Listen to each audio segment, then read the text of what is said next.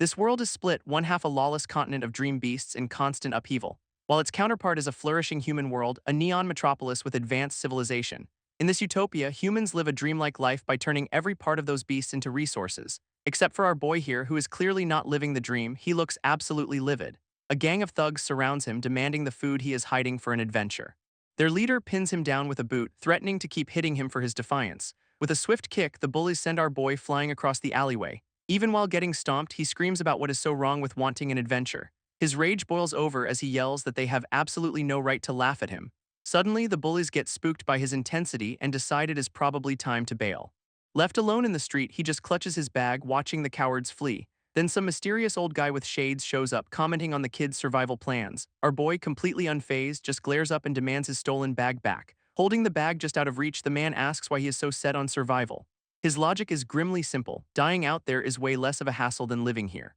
This guy then offers to teach him the basics of survival and how to solve human troubles. Taking him up on the offer, our boy asks if this training includes exploring the unknown world. With a confident smirk, the old man says it is all possible if he becomes a dream beast hunter. Our boy is clearly confused, questioning what a dream beast hunter even is. And the mentor confirms it, launching into a speech about how exploration is humanity's oldest drive. This old man explains how dream beasts are the mysterious foundation of their entire world, since literally everything they eat and use comes from hunting these creatures down, and dream beast hunters are the ones who explore hidden lands to find rare ingredients, making it a super respected profession, or so the recruitment brochure says. So he officially invites our boy to join him and become a hunter himself. Our boy is just completely starstruck, his eyes wide with the possibility of it all. And with a simple okay, he shakes the man's hand, sealing the deal. Flash forward 10 years and we are in a fancy restaurant where some big shot is threatening a waiter over a lobster dish. This poor guy is on his knees, begging for forgiveness and insisting the lobster is their top dish, which earns him a brutal smack into the wall from one of the goons, because apparently you do not talk back to the great lie from Snowhawk. And he is lecturing everyone on how a rare magma lobster is garbage if it is not cooked perfectly. Just then, a confident blonde chef steps in, offering to teach him how it is done right, grabbing the massive lobster herself and telling the whole room to watch closely. Then she starts her masterclass, using a chilled knife to perfectly prep the meat, before pouring oil extracted from the shell to bring out its natural flavor. Plating it with noodles made from low-grade phantom beasts for the final touch. She presents the crystal noodles with magma lobster with a smug little bon appetit, and Lai is just bathed in the holy light of gourmet food, completely stunned, so she just shoves the entire plate into his mouth. Bon appetit indeed. Lai is literally ascending, feeling the power of gourmet food surge through his very soul. Now he is all smiles, praising her as the world's youngest second-class chef and a culinary genius. And she explains how Dream Beast energy boosts physical power, offering to make him stronger for a price. Naturally, the guy gets handsy and offers her a partnership, promising to make her life amazing. But her sinister smile says it all. She is playing him, telling someone named Hertz to get ready. Suddenly, we are in a packed underground arena, the crowd roaring for a fighter named Number 4.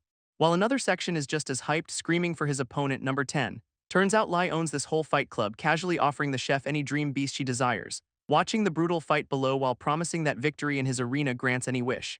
His sales pitch includes the usual temptations: endless money, women, and of course power, and he offers her all of it if she will just agree to become his exclusive personal chef. She plays the part perfectly, thanking Master Hattie and promising to seriously consider his generous offer. Down in the ring, a flashy announcer with purple hair kicks off the main event for the night, introducing the first combatant, a terrifying shadow panther, a beast known for being lethal. Its opponent is a mysterious hunter on an impressive 12-win streak, a real crowd favorite. And there he is, chained up in a cage like an animal, introduced as Number 11. A guard unlocks his cell, telling him it is time to fight, but the guy just looks bored. And as he stands, we finally see him. It is Hertz, our boy, all grown up and looking dangerous. This guard is visibly sweating bullets, clearly terrified of the man he has just unleashed. Hertz just watches the guard scurry away after being told he has 5 minutes to prepare. With a smirk, Hertz asks the terrified guard if he is really that scary. Yeah, dude, you are. He then walks through the holding area, past other cages filled with captured fighters, and one of his neighbors tries to bond, asking if he wants to get out of this dump too. This guy immediately starts begging, promising he will do absolutely anything if Hertz can bust them out. Soon, all the other prisoners are pleading for their freedom, laying on the sob stories thick. Hertz just gives them a cool smile, promising he will get every single one of them out of there. Telling everyone to stand back, he calmly approaches the bars of his own reinforced cell, and with one casual kick, he completely obliterates the entire steel door. His new friends are just a little bit shocked, their jaws practically hitting the floor. Yeah, these guys were definitely not expecting him to be a one-man wrecking crew. One of them even screams out in disbelief as Hertz just strolls out of the wreckage. Flexing his muscles, he shatters the chains on his wrists like they were made of paper. And now totally unrestrained, he declares it is his turn to finally go wild. This scene then shifts with a flash of cosmic energy taking us back upstairs, where Lai is watching the whole thing, noting how Hertz smashed a cell with a single kick. He is clearly impressed, telling the chef that this guy might actually be something special. With a snap of his fingers, Lai gives the signal to start the main event. This announcer gets the message loud and clear in his earpiece. It is time to hype this up. Grabbing the mic, he gets ready to introduce the star of the show to the roaring crowd, presenting the mysterious Dream Beast Hunter and asking if he can make it 13 wins in a row. Hertz just smirks, completely unbothered by the announcer's dramatic buildup. And his opponent is revealed, a massive shadow panther, the Dark King of the rainforest. This beast lunges forward with claws extended, ready to turn him into a snack. But Hertz simply plants his foot, cracking the stone floor with pure raw power. He even has the nerve to taunt it, basically telling the monster to try harder. As the panther attacks, our boy meets the charge head-on without a hint of fear, casually catching its enormous, deadly paw in a one-handed grip. Then with a ridiculously powerful spin, he just flings the giant cat across the arena, sending the so-called king crashing into the ground with a bone-shattering thud. And just like that, the fight is over, with the panther totally knocked out cold.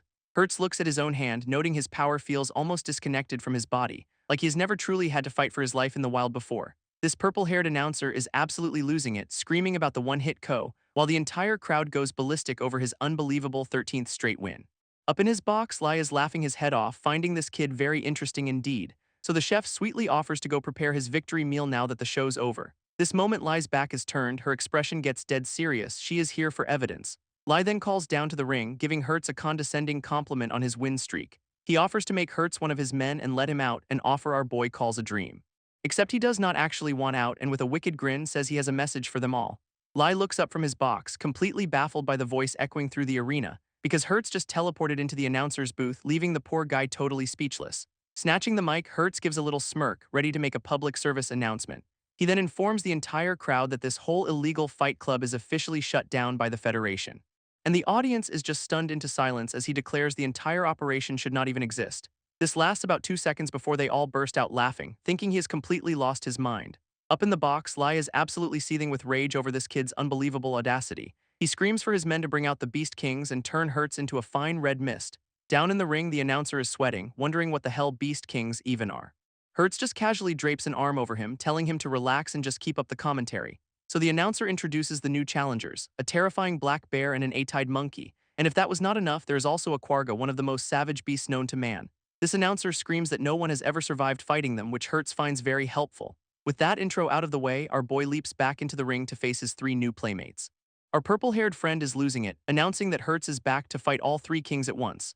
This crowd is in an uproar, convinced he is either insane or just a straight-up fool. Undeterred, Hertz squares up against the massive black bear as it towers over him, ready to attack. He effortlessly dodges a devastating swipe that cracks the very ground he was standing on, then lands perfectly on the beast's back, pinning it down with his bare hands. With a smug grin, he announces the first strike is his, ready to end this quickly.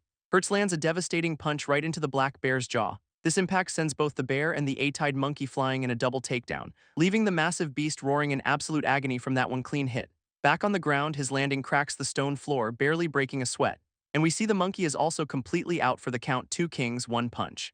He then casually strolls toward the final challenger, not a care in the world, leaving just him and the quagga, the last and most dangerous of the beast kings. Cracking his knuckles with a grin, Hertz admits this is finally going to get wild. But the quagga actually speaks, asking why a rare beast like him serves humans. Our purple-haired announcer is just losing it, screaming about the incredible one-hit double KO, and he hypes up the final showdown as Hertz faces the massive, drooling beast. This quagga lunges forward, aiming to just straight-up devour him in one go, its massive jaws wide open, ready to turn our boy into a quick snack. And just like that, Hertz is seemingly swallowed whole, a testament to the Beast King's power. This crowd is already bored, calling the fight lame while the announcer looks stunned. But something about how Hertz moved earlier makes him think twice about calling it. Because Hertz is not gone, he is clinging to the quagga's mane, climbing its face like a ladder, giving the beast a wicked little smile and calling it a troublemaker. Suddenly, the crowd is back on his side, screaming their heads off for the underdog, and Hertz just smirks, finding their betting a bit raw but ultimately not giving a damn. Still clinging to the quagga's face, Hertz decides it is time to end this little party. And he drives a brutal knee right into the beast's jaw with bone-crushing force. His eyes glowing with power, he pulls back his fist to deliver the final blow. Then a devastating punch slams down on its head, declaring the fight officially over. This impact is so immense it completely shatters the stone floor of the arena, leaving Hertz to land perfectly while the last of the Beast Kings lies motionless. But just as he thinks it is done, a new Lion Man beast comes flying out of nowhere, landing with a crash right on top of the defeated quagga's body. Hertz just casually confirms he took down the black bear, completely unimpressed by this new arrival. Meanwhile, up in the VIP box, a similar beast is absolutely wrecking Lai's men, where the chef has Lai in her grip, finally revealing her true, terrifying intentions. Her eyes glow with a sinister light as she asks if Master Hattie is getting bored yet. Before she effortlessly hurls the beast man right at him, calling it a special gift. This monster soars through the air as she tells the crime boss to catch great party favor. His guards immediately panic, screaming for Lai to run as the beast smashes through the glass. Lai, however, just turns with a look of pure disgust, calling her scum for the betrayal. As the beast crashes into the room, his bodyguards are thrown around like ragdolls. But Lai just stands there looking more annoyed than scared, saying he is angry now. Grabbing the beast by its face, he reminds everyone how terrifying he truly is, and with one hand he smashes the creature into the floor with world-shattering power. Lai smashes the VIP box floor with a single stomp, showing off his terrifying power. And he reveals his true name is Hattie, finally deciding to get his own hands dirty. Meanwhile, one of his men is freaking out as the guards start to mobilize down below, and a whole squad of heavily armored soldiers marches into the arena looking for a fight. These guys are clearly the elite unit, ready to shut down this little rebellion for good, immediately surrounding Hertz, who now has to deal with a small, very angry army. In the stands, the crowd recognizes them as Hattie's legendary battle unit, and they are terrified.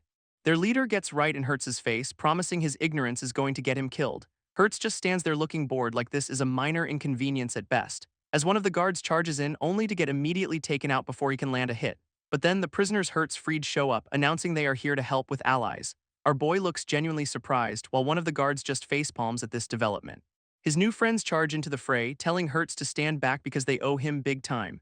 This whole place erupts into a full-blown riot, with the crowd mocking Lai for losing control. Up in the box, Lai is seething, calling everyone scum and promising they are all going to die. Amid the chaos, Hertz decides it is time to end this with a bang, a smirk on his face. And he launches himself directly at Lai, aiming to take out the big boss himself. Landing a devastating punch right into Lai's stomach, putting all his power into it. But the crime lord just looks down, completely unfazed by the direct hit. In fact, Lai just grins, revealing that punch did absolutely nothing to him at all. Lai grabs our boy's fist, casually reminding him who the real monster is here. And Hertz spits up blood, the shock of that failed punch hitting him hard. Then with brutal force, Lai just smashes him straight through the floor of the VIP box.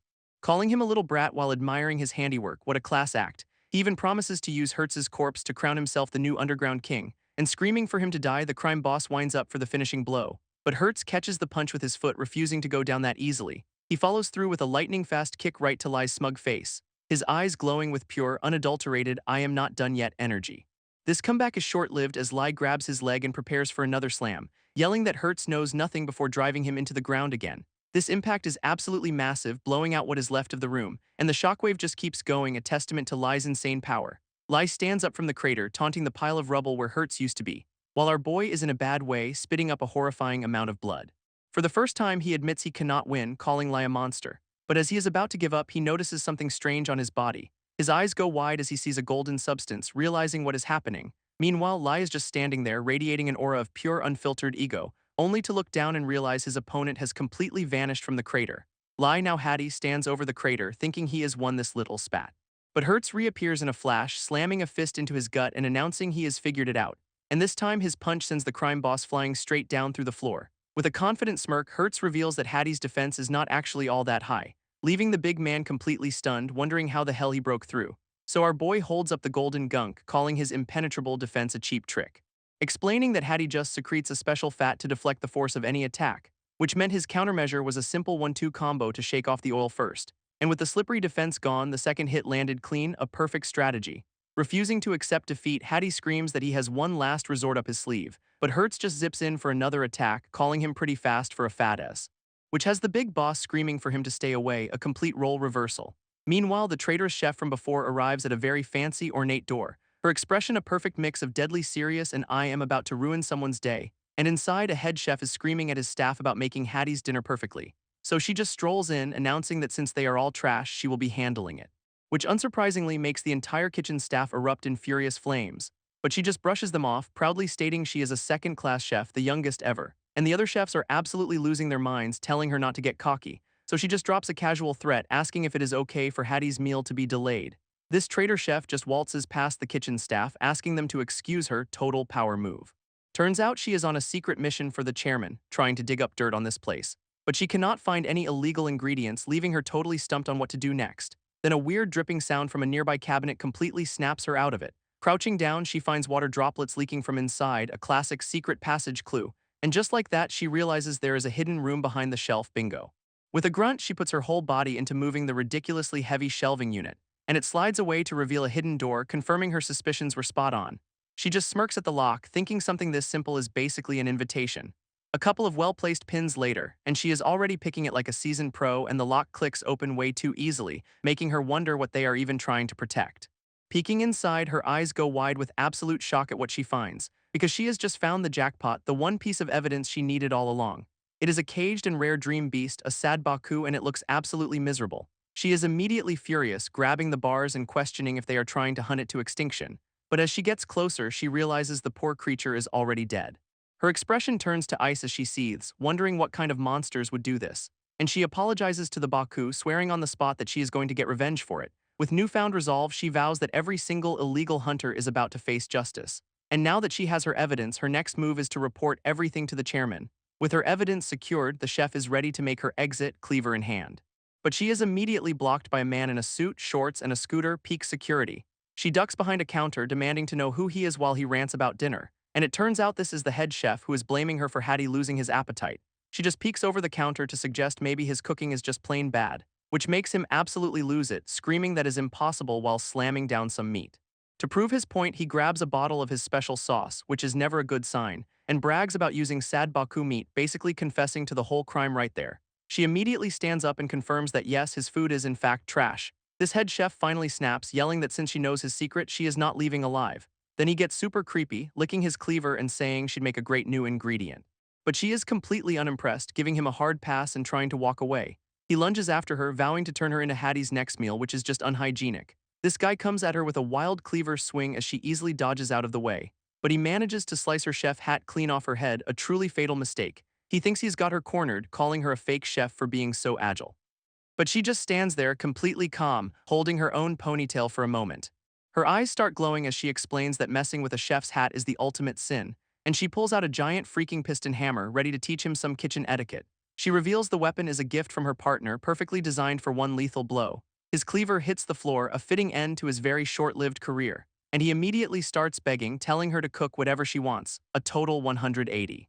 But she is on her high horse, declaring that anyone who disrespects ingredients is not a real chef, before serving him a lesson in culinary justice with a piston hammer to the face. This result is a perfectly tenderized meat blob, which she calls a rare ingredient. Oh no. Even as a puddle of goo, the guy's last words are a promise not to be wasted. Our traitor chef now sits down to a meal she definitely did not order, looking absolutely thrilled.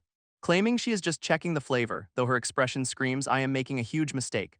With grim determination, she takes a tiny lick, probably questioning all her life choices. And yep, it is disgusting, prompting a string of curses that would make a sailor blush. But wait, she feels her energy getting absorbed, realizing this nasty meat might actually be useful. When a huge crash from upstairs completely shatters the moment, fork still in hand.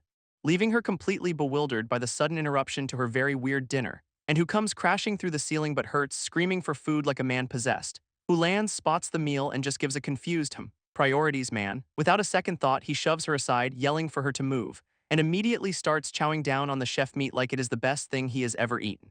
Pushed to the floor, she just stares, noticing for the first time how badly wounded he is. Her eyes going wide with disbelief as she watches him eat, putting two and two together, because as he devours it, his wounds are literally vanishing and she cannot believe what she is seeing. Steam pours off him as he licks the meat, his wounds visibly healing in real time, and he keeps chowing down, suddenly realizing he is getting slimmer, a very confusing side effect. Despite the awful taste, Hertz feels his strength surging back, blood streaming from his eyes. And now looking way more ripped, he turns to the chef, asking if she made this masterpiece.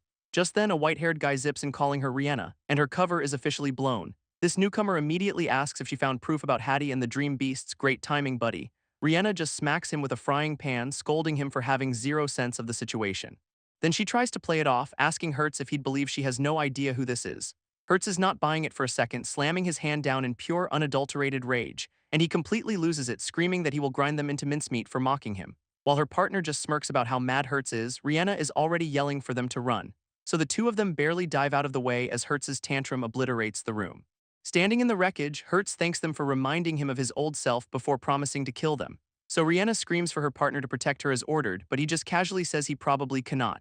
With a roar, Hertz throws a punch, dead set on ending this right now. But the white-haired guy catches the blow with one hand, the impact shattering the air around them. He even has the nerve to compliment Hertz's strength while holding back the punch. Before declaring he will not lose and launching a kick straight at Hertz's head. Hertz catches the foot though, grabbing the guy's face with a bone-crushing grip. And as his face gets squeezed, the guy taunts that the attack felt like a massage before getting slammed. This white-haired guy flips around after the slam, telling Hertz he should be grateful for the lesson, and immediately follows up with a lightning-fast kick right across Hertz's face, which sends our boy stumbling back while his opponent lands perfectly on his feet, leading to a classic stare-down where they both accuse each other of being all talk. Just then, a maid peeks in, somehow thinking Hattie is the one dominating Hertz. Maybe get your eyes checked. Convinced her boss needs a power-up, she decides to hurry up and cook a dream beast dish. But with Hattie blocking the main entrance, she cannot get back into the sealed room. So she just stops at a random wall, ready for a little light demolition instead.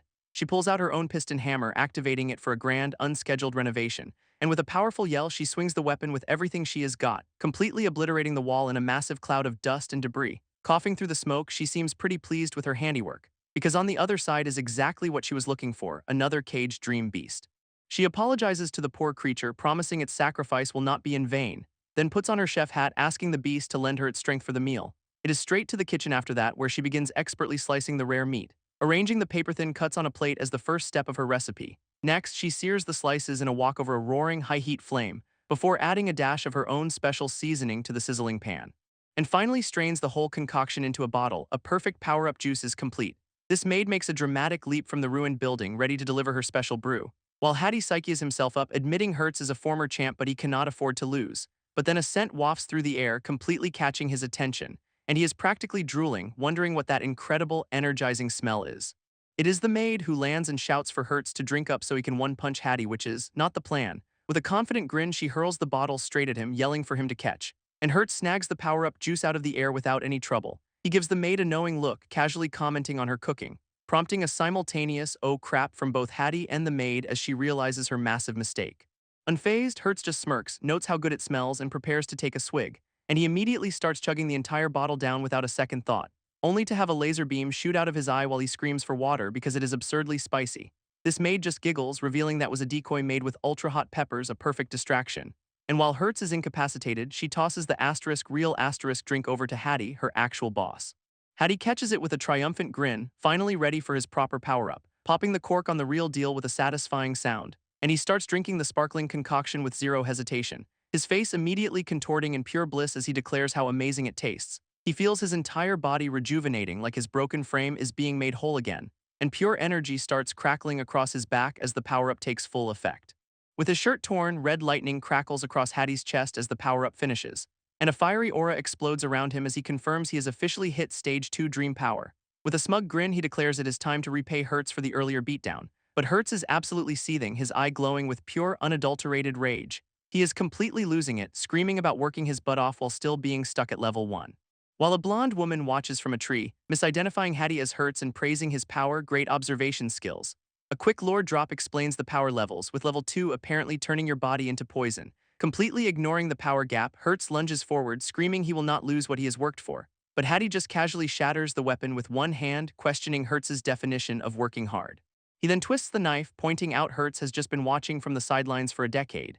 This hits a nerve, with Hertz screaming that Hattie knows nothing about his inability to level up. So Hattie's expression softens as he recalls his master's words, "There is no future for someone who gives up." Then he just straight up asks Hertz what his dream even is, a total therapy session mid-fight.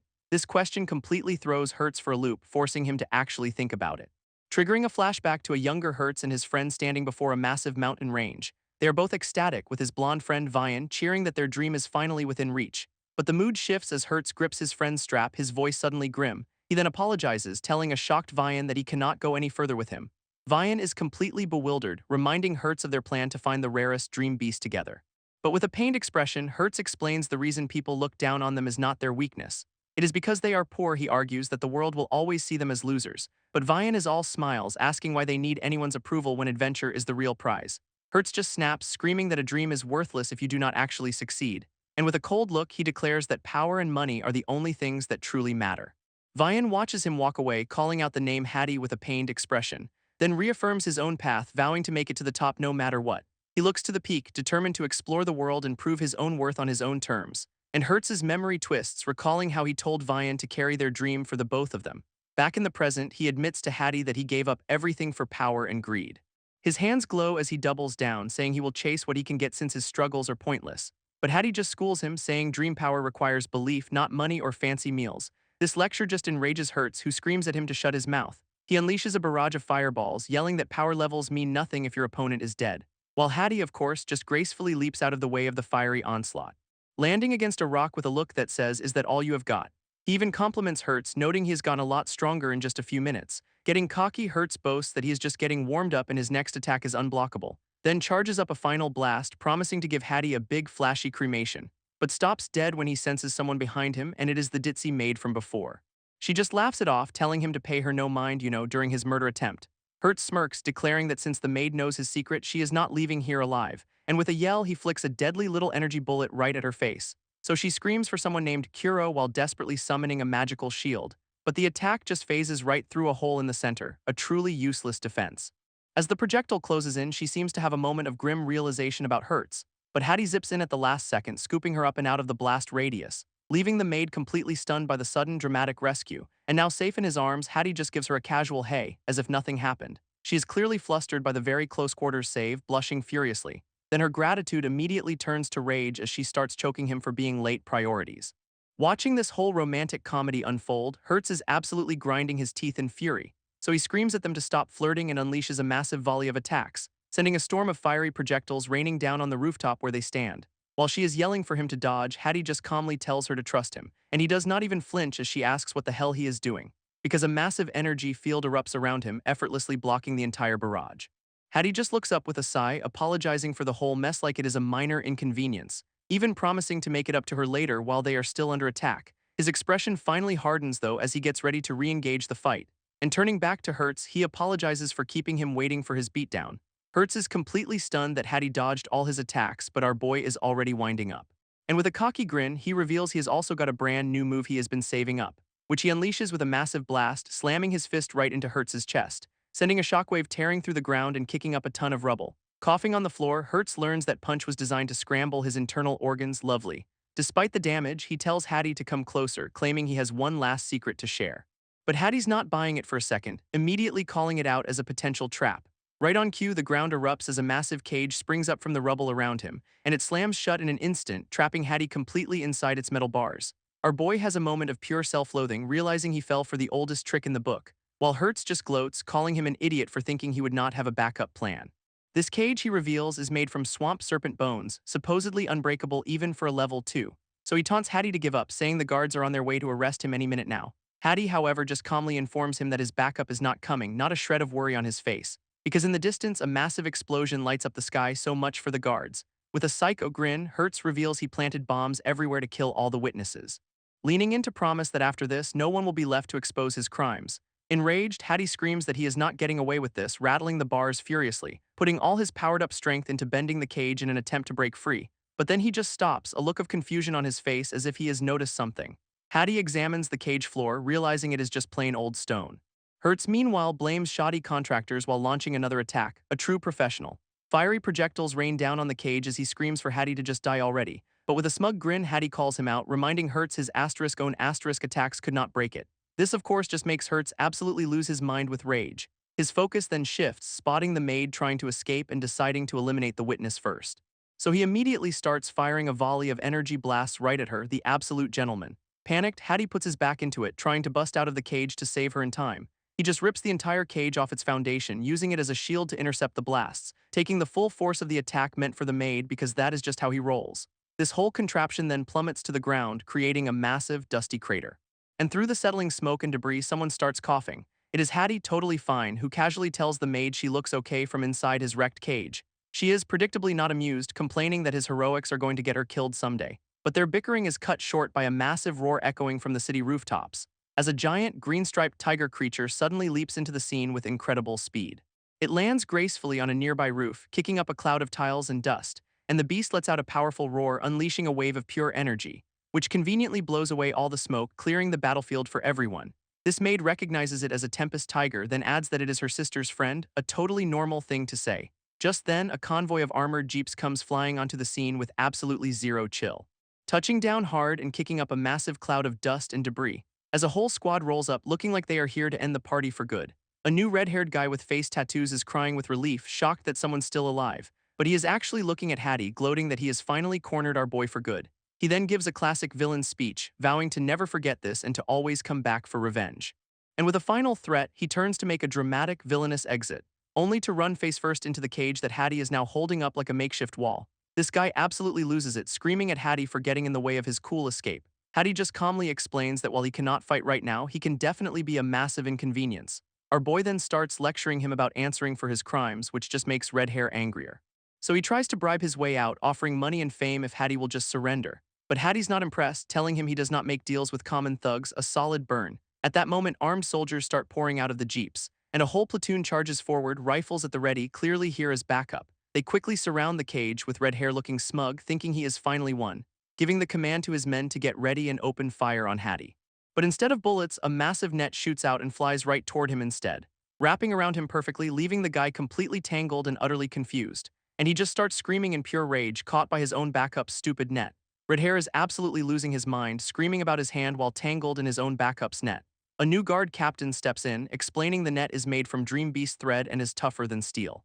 This guy, Biss of the Gourmet unit, adds that even a massive beast could not break free, a total professional. Then another woman appears, pointing out they have got all the proof they need, including a dead creature nearby. With a cold, focused look, Biss confirms that their target is officially out of options. He then turns to Hattie, holding up a wanted poster and listing the charges against the captured villain. As his men drag Red Hair away, the guy is still screaming threats about getting revenge on every last one of them. Biss then turns his attention to Hattie and the maid, who are still awkwardly stuck in that busted cage. While Hattie asks to be let out, the maid seems to be enjoying this, telling Biss she will keep him quiet. Without a word, Biss just grips the hilt of his sword, ready to solve this little problem himself. He unleashes a massive, clean slash right through the cage bars to set them free.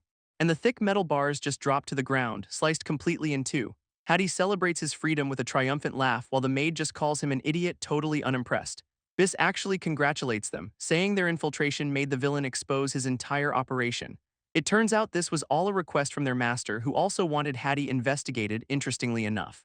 When Biss asks what he was looking into, Hattie reveals he was tracking the Dream Beast supply chain. He explains that the maid, whose name is Runa, was the one who first noticed the ingredient scent was getting weaker. Following that food trail led him right to this town, where he suspected a connection to their newly arrested friend.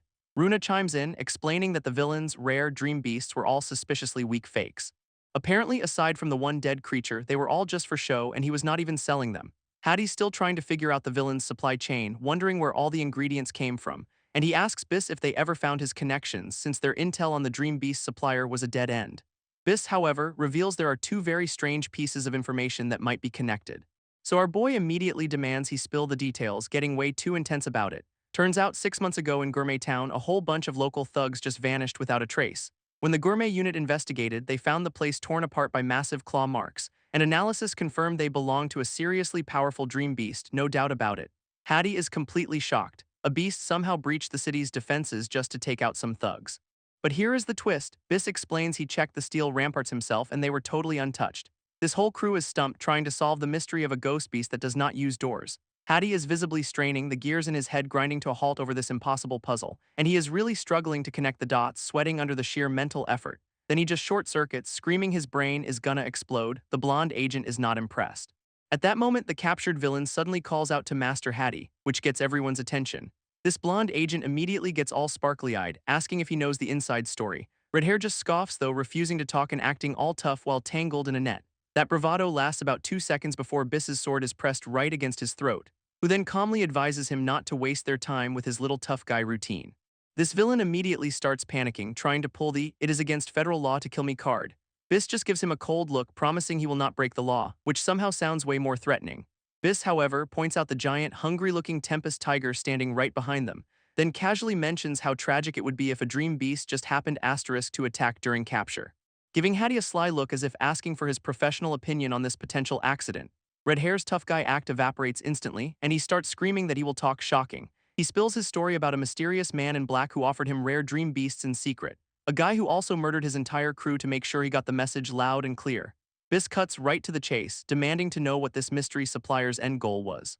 But Red Hair just says he was told to eat the beasts and fight in the arena, nothing more. He remembers the terrifying sight of a desert full of monsters, knowing he was completely outmatched. Having gotten what he needed, Biss just coldly orders his men to haul the guy away. Hattie is completely lost, so Biss reveals the second clue, a guy who appeared 6 months ago coming out of a sewer.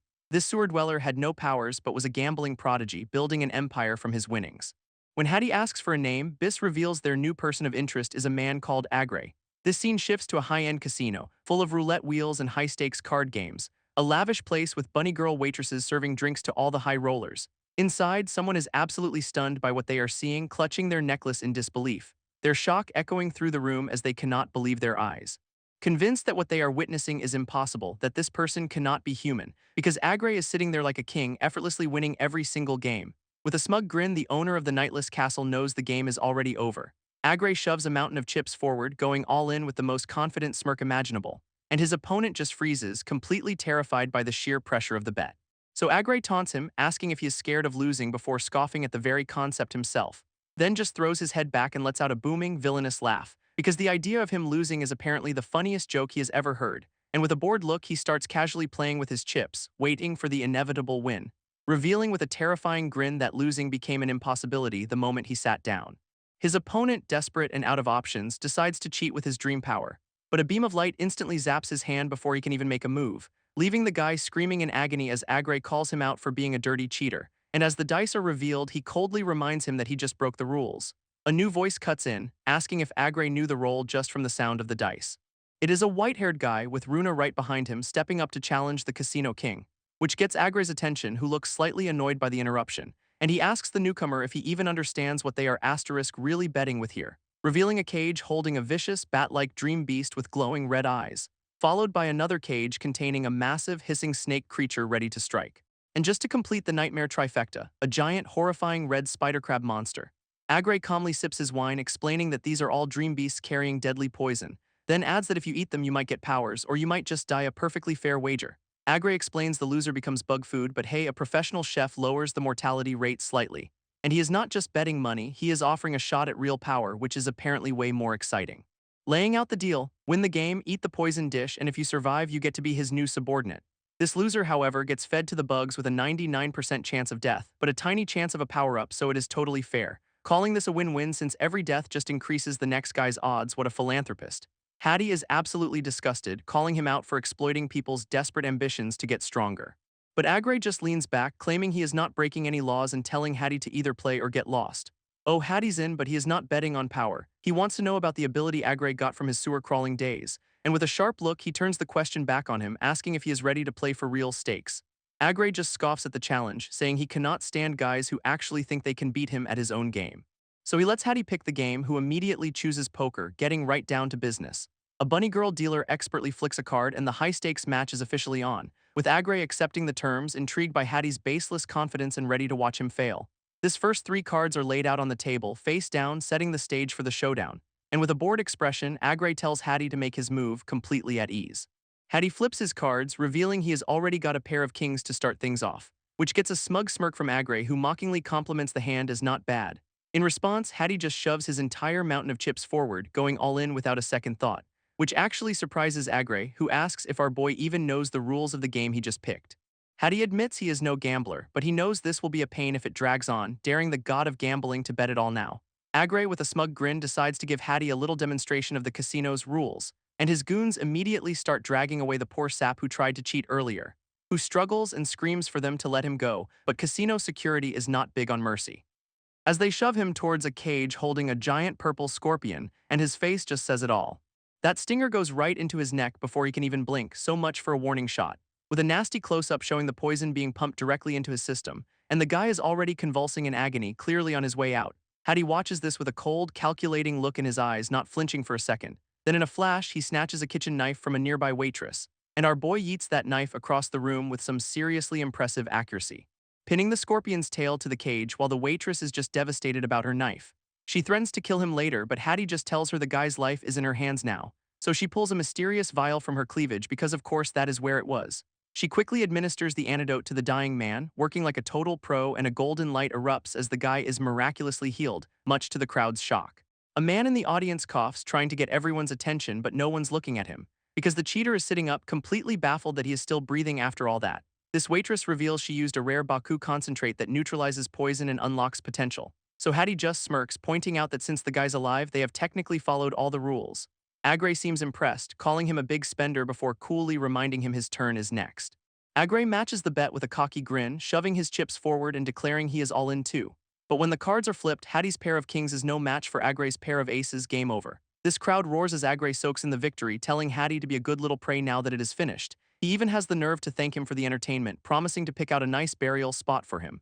Hattie just says my bad, then casually pulls something from behind his ear, revealing he had one last card up his sleeve, a single hidden poker chip. Agray scoffs at the pathetic attempt, telling him to just give up and get eaten already. But our boy is not backing down, coolly declaring he has not lost yet and telling him to bring it. In the very next hand, Agray's pair of 8s gets beaten by Hattie's pair of 10s. And just like that, the bunny girl dealer announces Hattie as the winner of the round. Agray immediately tries to save face, claiming he let him win out of pity. Sure you did, buddy. Then Hattie just keeps winning hand after hand, wiping that smug look right off Agray's face. His cards keep falling his way, with winner practically echoing through the entire casino, leaving the crowd completely stunned as their so-called god of gambling gets backed into a corner. Hattie, looking cooler than ever with Runa now by his side, just says Lady Luck is with him today. This sends Agray into a full-blown meltdown, pointing and screaming that it is impossible, accusing Hattie of cheating. With a knowing smirk, Hattie turns the accusation right back around, asking who the real cheater is here. He then reveals Agray's big secret. The entire casino is covered in a web of his psychic power, a power that gives him a direct line into everyone's thoughts and actions before they even make a move. Hattie lays it all out. Agray was never a god of gambling, just a manipulator rigging the game from the very start. Hattie points right at Agray, officially calling him out as the true king of cheating. But Agray throws a fit, screaming that his success is from pure skill and the accusations are baseless. So Hattie reveals he lost the first round on purpose just to figure out Agray's psychic cheat code. Then with a smug grin, he dares the so-called god to try and win now that his secret is out, which makes Agray snap his fingers, deciding it is time to seal the doors and handle this quietly. And immediately, his goons block the exits with swords drawn, turning the casino into a cage, all of whom look way too excited to start slicing and dicing some uninvited guests. Agray asks if he hit a nerve, but our boy just calmly says he has had a little epiphany. This villain's brilliant plan is to kill everyone, burn the place down, and be the sole lucky survivor.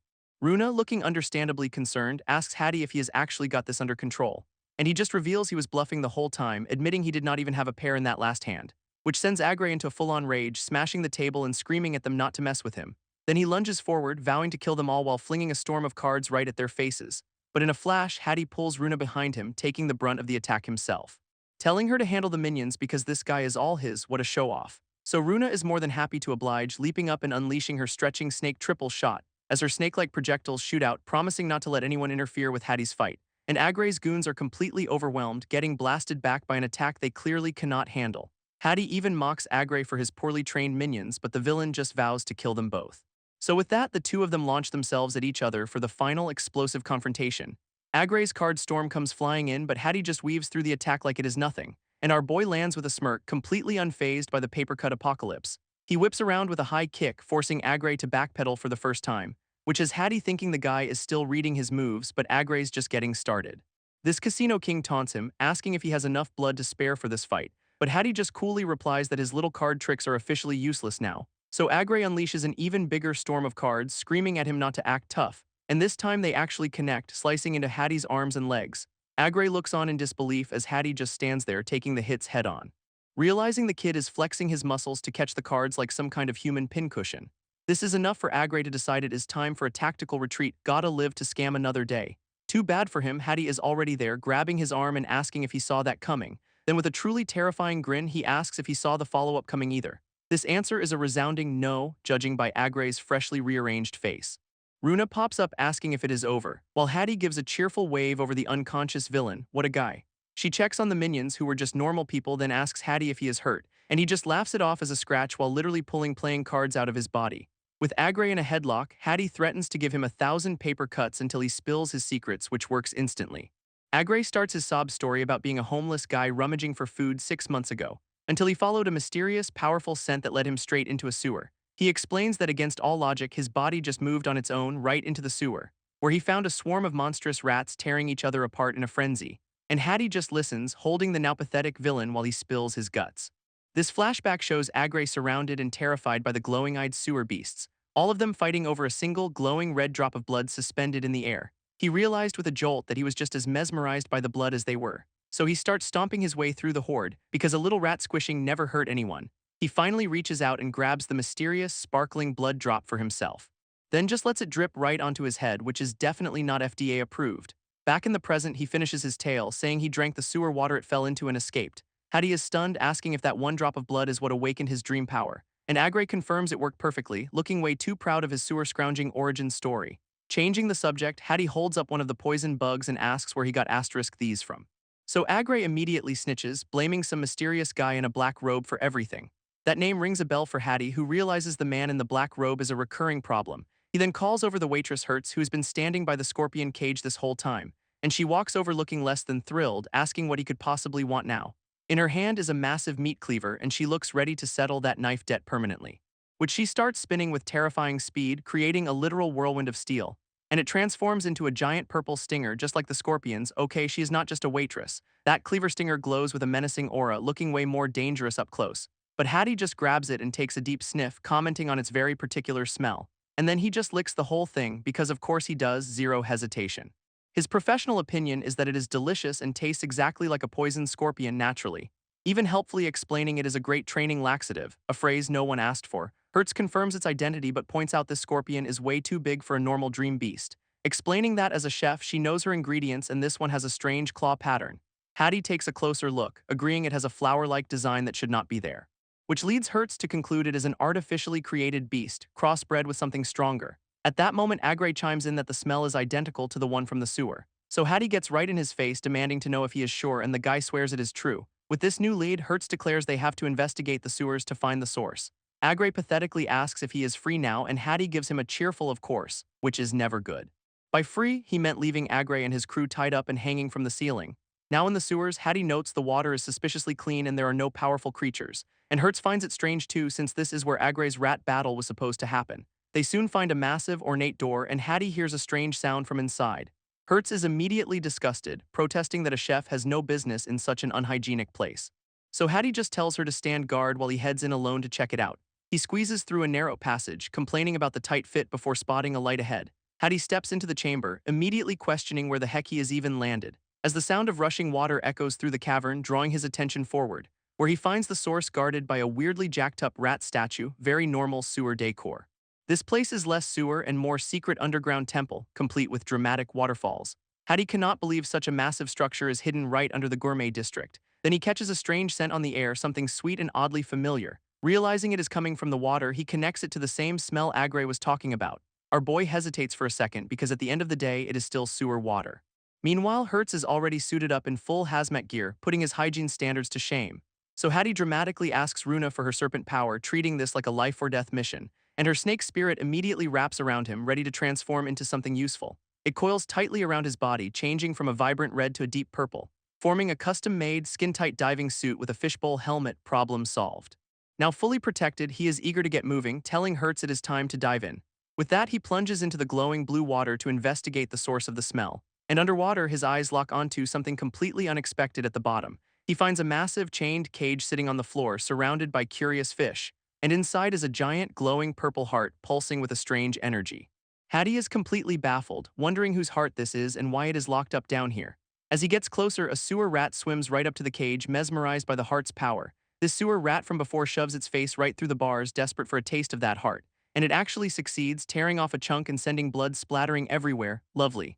A closer look reveals the heart is just getting absolutely shredded by these sewer dwellers. And Hattie just floats there, completely disgusted that there is an all-you-can-eat buffet happening underwater. He leans in for a better view of the absolute carnage inside the cage. Swimming closer and realizing it is not just rats, the whole aquatic neighborhood has shown up. Even the fish are going wild, swarming the cage for their piece of the action. And that poor heart is just getting completely demolished by the underwater feeding frenzy. Our boy is just staring, totally unable to process what he is even looking at. Then a single drop of blood escapes the cage, floating up through the water. Noting it does not dissolve, he thinks they should probably take it back for analysis. So he pulls out a vial to collect the sample, but suddenly gets a very bad feeling. A sudden sense of danger makes him whip his head around, looking up toward the surface. At that exact moment, Hertz is startled by a huge commotion from above her.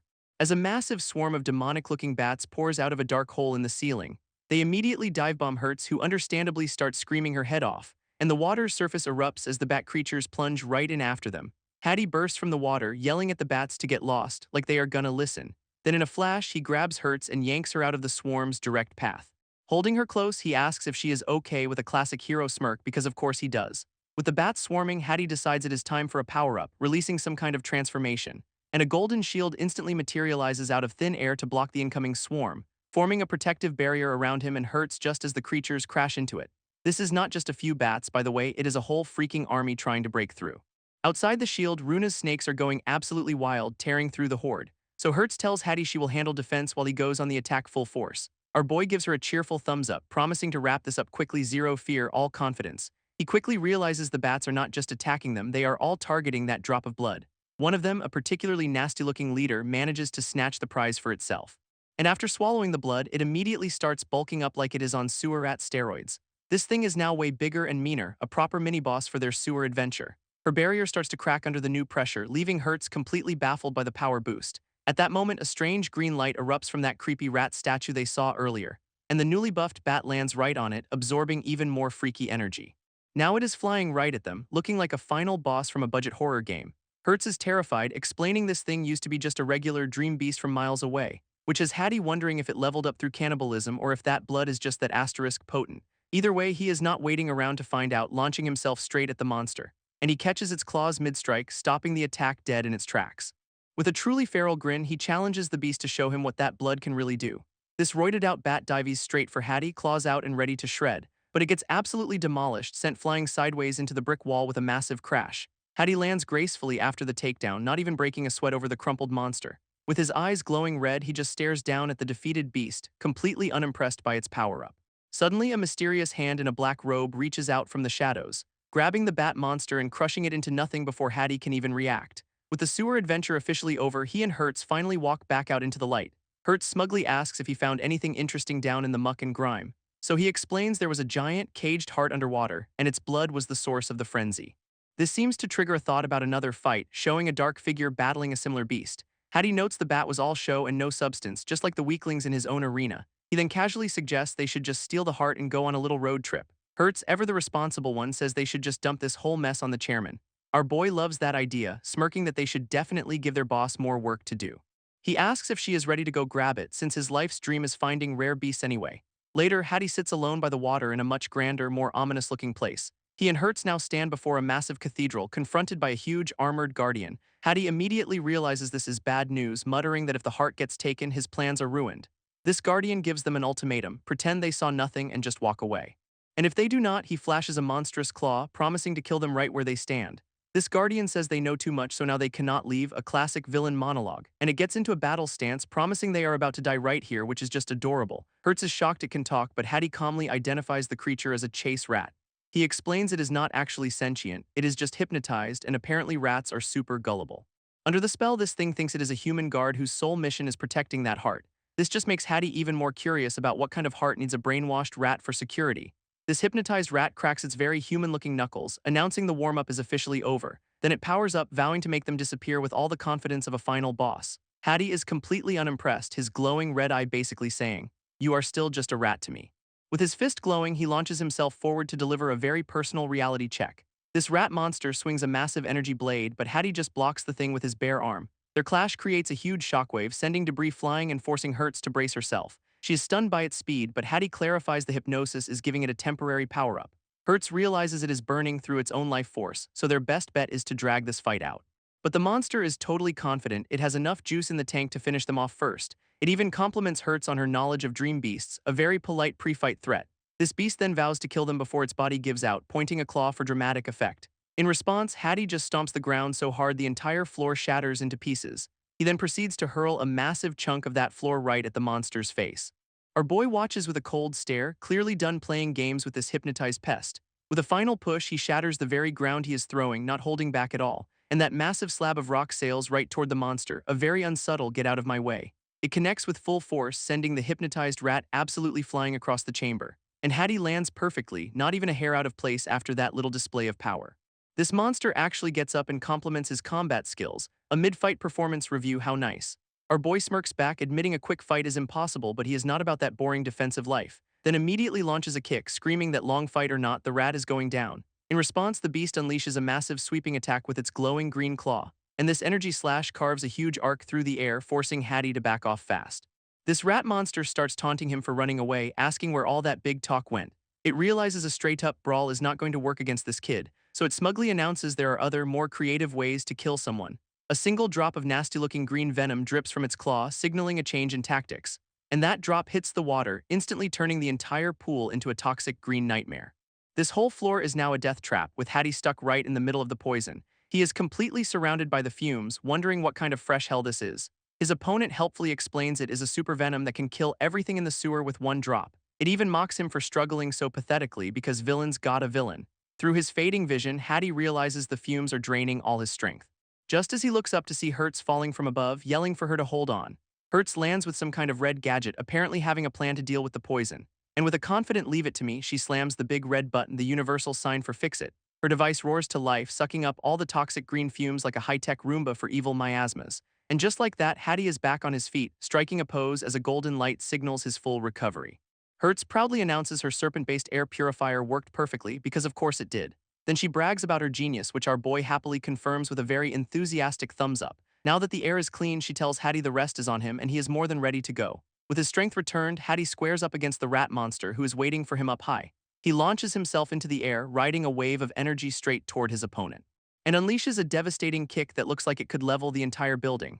But the monster just casually summons a poison shield, because why would not it have one of those? That shield erupts with green energy, completely deflecting Hattie's attack without even a scratch. This rat is now surrounded by a swirling vortex of poison and water, looking like a proper boss.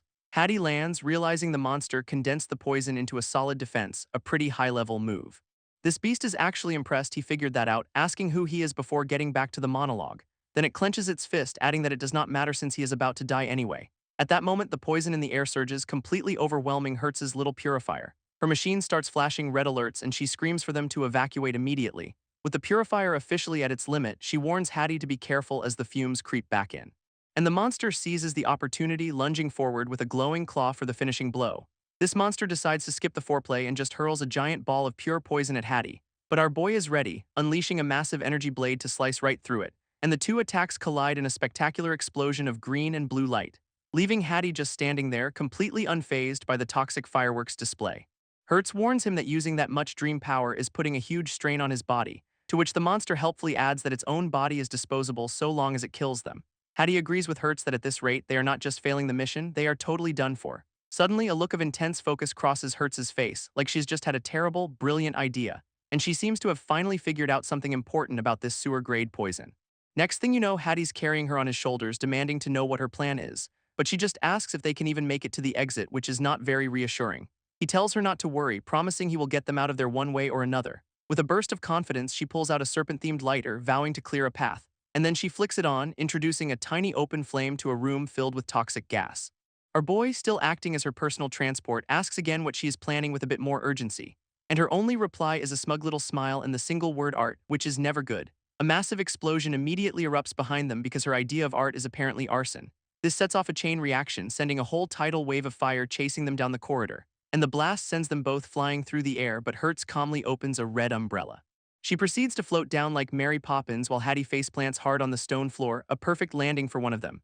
Hertz explains her art was just basic chemistry. The poison was flammable, so of course it exploded, and she smugly adds her fireproof umbrella saved them while Hattie complains she did not care if he died. She just brushes it off, saying he is too tough to die from a little explosion. What a supportive partner. Back on the surface, they are immediately getting an earful from some guy for, blowing up the sewer. He points out this is their third explosion in just 2 days, which is honestly an impressive track record. Hattie just smirks, telling the guy he should be thanking them for the incredible thing they found. Elsewhere in a dark, lavish room, a mysterious girl with white hair sits alone at a chessboard. She is staring down a black, spiky chess piece that looks suspiciously like a monster. And in a moment of psychic feedback, the piece suddenly shatters into bits. A voice confirms her sewer rat is dead, so her little chess piece was a live tracker. A man named Leonia appears behind her, calmly stating that it seems they have been noticed. He gives her a condescending head pat, musing that the local guards are not totally useless after all. A maid then peeks in, asking if they still need to retrieve the strange dream's heart. But the girl says no, it has already been destroyed and it was disposable to the larger plan anyway. Leonia just glances aside, noting that everything is happening right on schedule, and right on cue, a turtle carrying a massive platter of food waddles into the room. This walking buffet is apparently for a new, multi-armed guy lounging on the couch. This dude is already stuffing his face as he is told the boss wants to speak with him later. Hertz is now serving him as he goes full chibai mode, declaring he absolutely cannot eat slowly. Her face is pure confusion as she asks him what happened to his supposed injury. Inside the escort unit, Hattie reveals a massive healed scar on his back, the source of his injury, and Hertz is shocked he has already recovered while our boy just happily demolishes a giant chicken leg. They are just chilling on a couch in a fancy room with Hattie still focused on his post-mission feast. Suddenly, the guy from the sewer pops up on a hologram, sarcastically asking how his gourmet mission is going, Hattie immediately points back, blaming some woman named Falsia for getting him into this mess. As he gives his report on the sewer fight, he continues eating, totally unbothered by the boss's yelling. This boss figures out the rat was remotely controlled, meaning the enemy is old and extremely powerful. He then asks Hattie if he has ever heard of the Dark Abyss, which sounds appropriately villainous. Our boy, looking serious for a second, says no and asks if it is even relevant to the mission. This kicks off a dramatic history lesson about how people used to hunt dream beasts without mercy. A grim flashback shows hunters parading a captured beast, highlighting just how brutal they were. These poachers apparently harvested them for everything: meat, fur, bones, and even their eggs. Their greed was so intense it drove over 100 rare species to extinction a century ago. So the boss explains he and an alliance leader formed a team to confront the organization responsible. Their one and only mission was to find and completely crush this group known as the Dark Abyss. Hattie interrupts to ask how old he is if this was 100 years ago, earning a very loud "do not interrupt." Getting back on track, the boss says the enemy they just fought uses the exact same methods. He reveals they destroyed the Dark Abyss back then, but their leader managed to escape and vanish. This way these new villains are using dream beasts makes him certain the old evil has returned. And after that entire serious history lesson, Hattie finishes his meal with a single, triumphant burp. His response to this world-ending threat is to lean back with a massive food baby, completely satisfied. He then brings up the minor logistical issue that they cannot find these guys if they are hiding. But the boss dangles the ultimate bait, offering Hattie a trip to the Dream Beast world. That immediately gets his attention, and he turns to Falsia asking if she will actually let him go. This boss gives a grand theatrical, of course, because this was his plan all along. And just like that, both Hattie and Falsia are totally hyped for their next big mission. So he shows them the target location, a gorgeous volcanic lake high in the mountains. This place is apparently a 5-star resort for rare dream beasts of all shapes and sizes. Their specific target is a 6-winged crystal, which sounds like a very fancy crab. It is a flying bug thing literally covered in jewels because subtlety is for other monsters. Not only is its meat delicious, but the jewels can be boiled into some kind of miracle soup. We even see a flashback of some eye patch-wearing guy about to try a bowl of the stuff. And this soup supposedly boosts your physical abilities and extends your lifespan, a literal power-up. This guy immediately bulks up, sparkling with newfound power after just one sip. This boss explains this creature sheds its skin once a century and it is happening this month, which makes Hattie's brain short-circuit as he just screams about wanting to eat it. After that very mature display, the boss calmly asks if he will take the job, playing him like a fiddle.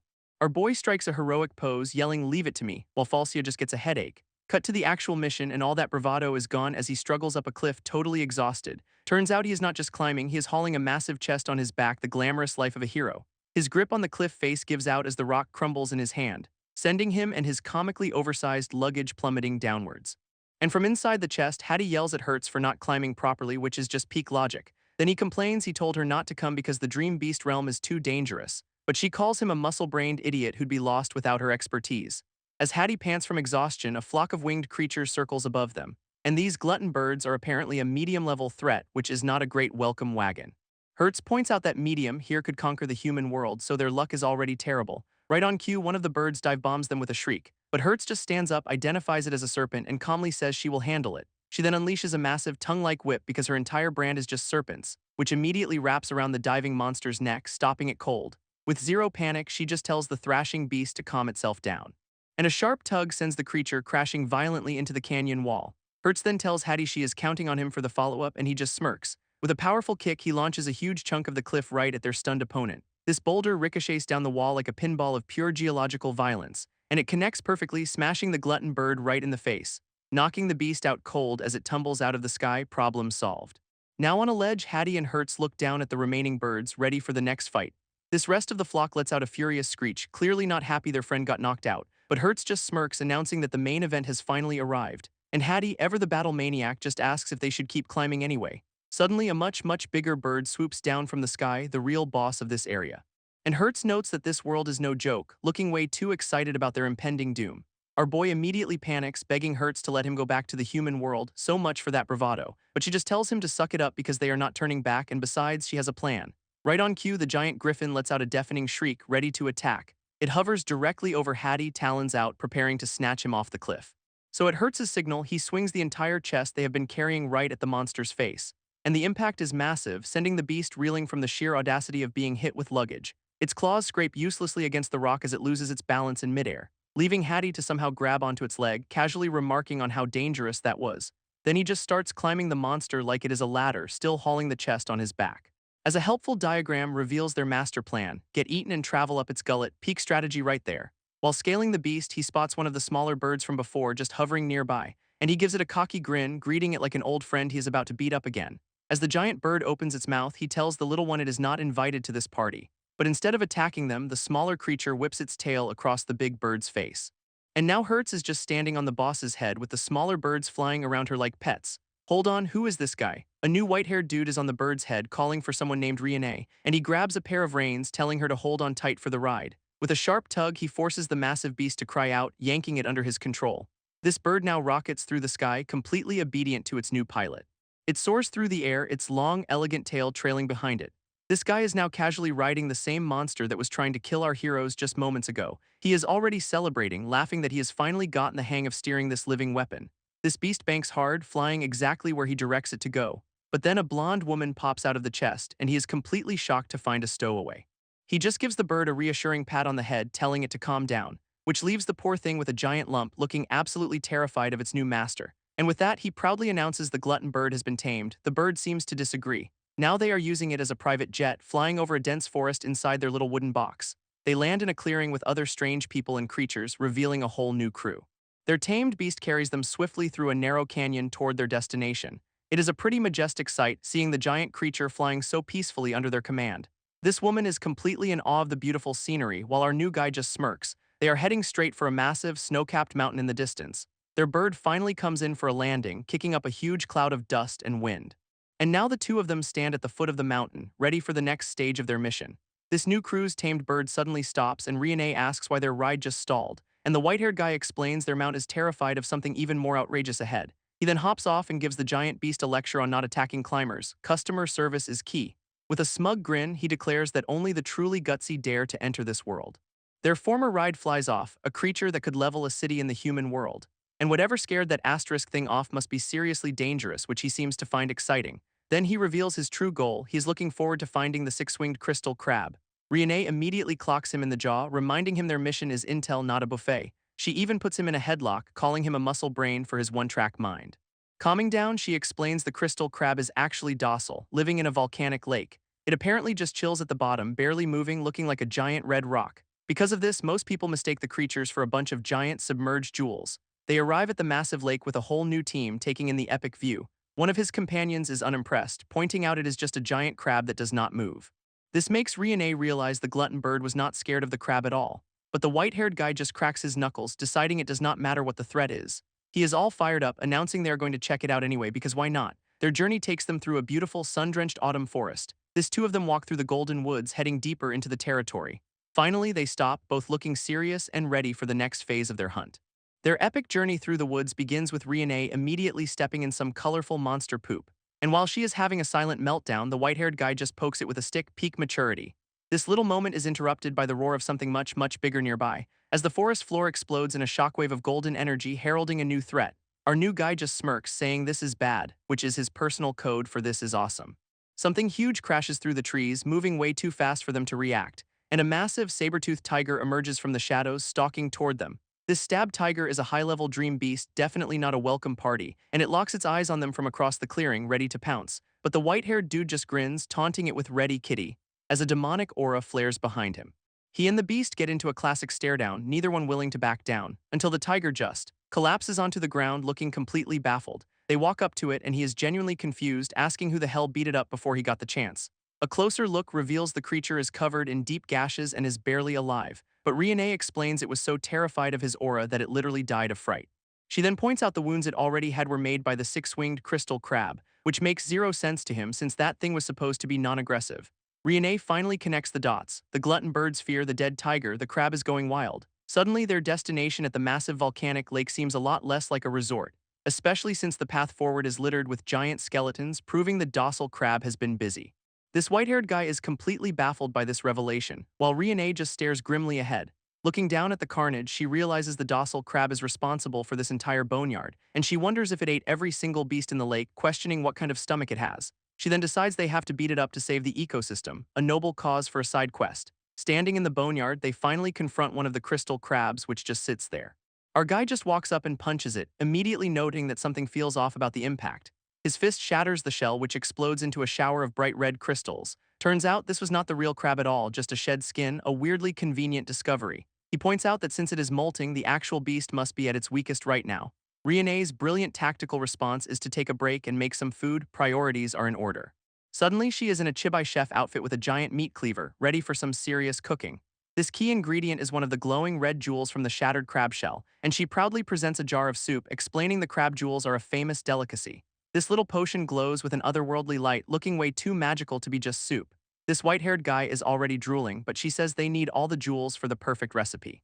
With a smug grin, she declares only a master chef can create the ultimate crab soup. This sends our boy into a full-blown tantrum, demanding she hurry up so he can eat it. Meanwhile, at the bottom of the volcanic lake, more of the crystal crab shells are just sitting there. But he could not wait, already chugging the sample soup right by the water's edge. Right on cue, the entire lake forms a face with multiple eyes, and it does not look happy. This ground shatters under them as the entire lake comes alive, clearly pissed off. And our boy is sweating, realizing he might have messed with the wrong body of water. From the depths rises the real six-winged crystal crab, and it looks nothing like the docile rock they were promised, looming over them like a walking mountain that is about to block out the sun. And the white-haired guy can only state the obvious: that thing is absolutely gigantic. This monster immediately charges, making him wonder why it is suddenly so aggressive. As a colossal leg smashes down, obliterating the ground where they just stood, he manages to surf a chunk of rock to safety, barely dodging the creature's massive body. But he is left completely exposed as the beast towers over him for another strike, so he furiously demands to know why it is singling him out for destruction. Turns out it is not him it is after. The crab is making a beeline for Hertz and that delicious soup, which makes him smugly remind her that she is the one who broke its old shell, so this is her fault. His gloating is cut short by a giant pincer swinging right for his face, and with a massive crash, the attack sends both of them flying in opposite directions. Hertz gets launched into the forest, realizing this crab's behavior is completely unnatural. While he yells for her to hang on, looking genuinely concerned for a split second, he actually got knocked inside one of the discarded shells where he is just chilling with his drink, wincing from the impact but mostly just glad he did not spill his soup, a true hero's priorities. Standing up, he starts exploring the weird interior, noting that something feels wrong about it. Right before a tiny, one-eyed creature pops out of the wall to say hello. This crab's pincer slams down, but he is safe inside the shell, just kicking at it, and he is laughing his head off, taunting the monster that it cannot even reach him. But then he realizes the crab is being weirdly cautious, not just crushing the shell outright. Wondering if there is something important inside, he decides to take a look around. He peers deeper into the shell's dark interior and spots a mysterious silhouette, and finds a massive, glowing egg with a crab symbol etched right on it. It all clicks. The crab was so aggressive because it is spawning season and he is in the nursery. He is completely mesmerized, wondering if a new six-winged crab will hatch from it, when suddenly he senses a strange presence coming from the egg itself. Reaching out, he touches the shell, establishing some kind of psychic connection, and a vision of a baby crab appears, confirming he is communicating with the unborn creature. He gently asks the little guy if it is scared of the big, bad world outside. Meanwhile, a new rat-like creature is watching the whole scene from a nearby cliff. This guy is thrilled, thinking his boss will be super pleased if he captures the crab. Riene, watching from the shore, is just completely baffled by what the crab is doing. Her confusion turns to shock as the ratman dives straight into the water toward the beast. And she can only stare in disbelief, wondering what the hell is even happening anymore. This ratman declares he is taking the last crystal crab for himself and goes on the attack. He positions himself directly underneath the colossal creature, ready to make his move, and with a ridiculous amount of confidence, he tries to catch the mountain-sized crab with his bare hands. Riene is having a full-blown panic attack, realizing just how massive this crab actually is. Meanwhile, the ratman is dodging crystal shards, totally unfazed by the crab's sheer scale. He actually manages to snatch one of the legendary soup jewels right off the crab's back. Without a second thought, he tosses the glowing crystal into the air, ready to chow down. But a staff comes flying out of nowhere and smacks the jewel right out of his grasp, and Riene catches it, declaring there is no way she is letting a rat get his hands on it. This ratman is not amused, basically asking if she has a death wish for interrupting his meal. With a furious roar, he lunges forward, claws out, ready to tear her apart for the jewel. She is clearly outmatched, screaming for Hertz to get his butt out here and help. At that exact moment, a sharp object pierces the shell Hertz is trapped inside, and our boy emerges, grabbing the ratman and saying he made a promise he has to keep. He sends the attacker flying with a powerful shove, vowing not to let anyone hurt his partner. This ratman skids to a halt on a nearby cliff, looking more annoyed than injured. Surprisingly, he compliments the kid's moves, giving him a bit of grudging respect. Hertz then turns his attention to the giant crab, trying to get its attention. In a bold move, he tosses the stolen jewel back to the monster, yelling for it to catch. This crab catches the crystal perfectly in its pincer, its angry expression softening a bit. Smirking, he tries to reason with it, pointing out their common enemy is the ratman, but the crab just smashes the ground near him anyway as the ratman mocks his attempt at diplomacy. This is when Hertz reveals he knows exactly who this guy is, asking if he is from the dark abyss. This ratman grills Hertz about why he was at Food Street, confirming he was looking for someone. and then drops the classic villain line about how seeing his true form is a death sentence.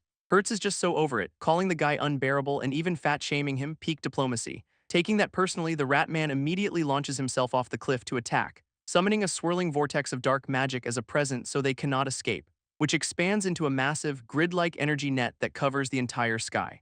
And he gloats that this death trap will shrink until they are crushed, asking for any last words. Not waiting around to find out, Hertz just charges straight up the cliff face to meet him, closing the distance in an instant to throw a powerful right hook. But the Ratman dodges with surprising agility and counters with a sharp tail whip. Hertz still manages to land a solid blow, sending the guy reeling backward, launching him clean through the air from the sheer force of the punch.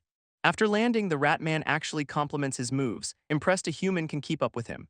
So Hertz gives him a free lecture on how his kind cannot properly use their strength. Great time for a lesson. This just makes the Ratman laugh maniacally, admitting that is usually true, before revealing this body is just a vessel designed to handle a mere 1% of his real power. With that little bombshell dropped, he vanishes in a flash of speed, leaving Hertz stunned. And our boy is left completely exposed, trying to figure out where the attack is coming from. This Ratman reappears from above, diving down for a powerful overhead strike, but it is a total fake-out as a shadow clone materializes right behind Hertz for the real attack. Our boy barely has time to register the clone's insane speed before it is right on him, and this shadow copy throws a punch, but Hertz manages to get a block up just in time. The sheer force of the blow sends him skidding backward across the rocky ground. Meanwhile, the real Ratman casually names his attack the Evil Net, 0 points for creativity. Dark purple tendrils of energy suddenly lash out, wrapping around Hertz's arm and trapping him. Completely restrained, he can only struggle as Renee screams his name from the background. This villain gets right in his face, gloating about the massive power gap between them. Declaring the fight over, he turns his attention to the giant crab, calling it the main dish, and he looms over a defeated Hertz, asking if he is really that eager to die. But Hertz just flashes this smug grin, vowing he is not going to let that happen. With a burst of speed, he lunges forward and grabs the Ratman's leg, stopping him cold. This Ratman actually figures out his plan, to use fear to break the net, calling it clever but futile. Done with the games, he dives in for the final blow, screaming for Hertz to die. But our boy catches both his arm and leg, insisting this fight is far from over. In a wild move, he flips onto the Ratman's back, locking him in a grapple from behind. He admits he is outmatched in speed and power, but says at this range he has an ultimate technique, which is apparently getting ridiculously buff and lifting a giant boulder over his head. With a mighty heave, he just eats this massive rock straight into the nearby water. Then he is in the lake himself, unleashing a furious flurry of punches against the surface, capping it all off with a massive axe kick that sends a shockwave through the water. What is his plan? This whole thing triggers a flashback to his training, where he literally split a mountain with a water punch, and a younger Hertz collapses on the shore, his arm blackened from the sheer strain of the technique. His mentor appears, giving him a casual not bad for getting stronger over the past decade. But when asked if that is enough for the Dream Beast world, Hertz admits he is nowhere near ready. So the old man offers to teach him a special survival technique which definitely gets his attention, telling the kid to follow him for the next phase of his absolutely insane training regimen. They arrive at a facility, looking down at a giant, caged wart boar with a medium danger level. And Hertz immediately asks if he is seriously supposed to take that thing down. This mentor's instructions are weirdly specific. Do not attack, just keep dodging using the handrails. And before Hertz can even ask what that means, the old man grabs him by the collar like a sack of potatoes, then just eats him straight into the boar's enclosure without a second thought. Picking himself up, Hertz furiously asks if the guy is actually trying to get him killed. His mentor calmly explains that when you cannot beat a dream beast, there is only one way to survive, which is apparently to just strangle it, truly the worst advice ever given. We get a fantastic visual of him trying to choke out a giant ape, which is clearly not working. This old man then says he cannot master neutralizing attacks without learning to spin the cage. A very confused Hertz asks what the hell spinning the cage is supposed to mean, only to turn around and find his mentor is now asterisk inside the cage with him, crouching down. This absolute madman proceeds to get the boar's attention by just yelling "hey" at it, before leaping to the handrails and telling Hertz to do the same to dodge the charge. This flashback continues with a young Hertz vowing to never forgive his mentor for this insane training. Back in the present, our boy has that same look of pure, unadulterated focus. This Ratman just scoffs, thinking a simple stranglehold could possibly seal his moves. With a furious roar, he tries to power his way out of the grapple, and unleashes a shockwave that shatters the ground beneath their feet. He declares the fight over, threatening to crush Hertz's bones into dust. But Hertz just grins, revealing this is a technique his master taught him with a little improvement. Instead of just neutralizing an attack, he prefers to go on the offensive, which apparently means yelling super spin while turning them both into a human tornado. He then yeets the Ratman across the island, challenging him to a durability contest, and the projectile is heading straight for the giant crab, who is not gonna like this. Meanwhile, Renee is standing right in the line of fire, completely unaware of the incoming rat missile, as the colossal crab winds up a pincer, ready to swat the problem away. This Ratman gets a lovely scenic tour of a local volcano on his way down, before gravity finally takes over and sends him hurtling back toward the battlefield. Riene is totally lost, frantically looking around and calling out for Hertz. Peeking from behind a tree, she is trying to make sense of the absolute chaos, when both Hertz and the Ratman finally crash land in a massive crater nearby. This villain is absolutely losing it, screaming to be let go as Hertz admits he is at his limit. Just then, a mysterious woman in red heels arrives, declaring her power is needed. This new woman praises Hertz for holding on, then readies a powerful attack called Black Buster, unleashing a massive beam of pure energy that absolutely engulfs the battlefield. And the Ratman is caught completely off guard, his face a perfect mask of oh no. In a sudden Chibe-style scene, she is seen scolding a fully bandaged Hertz for being so reckless. Then she is helping him up, insisting they need to heal him and get back to Gourmet Street. But their conversation is cut short by the giant crab suddenly looming over the trees, which is still just as ridiculously huge as before, dwarfing the entire forest. Hertz, barely able to stand, admits that this is bad and they might be totally done for. This crab just stares down at them from its perch, looking strangely expectant. His new ally actually asks if the monster is trying to get them to follow it, and as it turns to leave, she tells it to wait, completely baffled by this turn of events. Without a word, the crab just starts climbing down into a deep, hidden ravine, leading them into a secret grotto as she wonders where the heck they are now. She cautiously peeks around a massive rock, trying to make sense of the situation, only to find the crab has brought them to a stunning, sunlit cavern, a surprisingly beautiful lair. It turns out the whole rampage was because it was protecting a nest full of giant eggs, and right on cue, one of the eggs begins to crack open with a loud pop. A tiny, adorable crystal crab hatches, apparently averting some kind of species-ending crisis. Hertz admits the sight is beautiful, but whispers that he is finally at his limit, before collapsing as she realizes just how badly injured he is, telling him to hold on. His new ally holds him close, noting his heartbeat is getting dangerously weak. Just then, the tiny crystal crab that just hatched crawls right onto his chest. Our boy is completely out of it, with his new little buddy just chilling on him, and suddenly the crab unleashes a massive burst of golden healing energy. This woman is floored, realizing the gem has a healing effect, a world-changing discovery. Hertz wakes up looking totally dazed, surrounded by a very dramatic sparkle filter.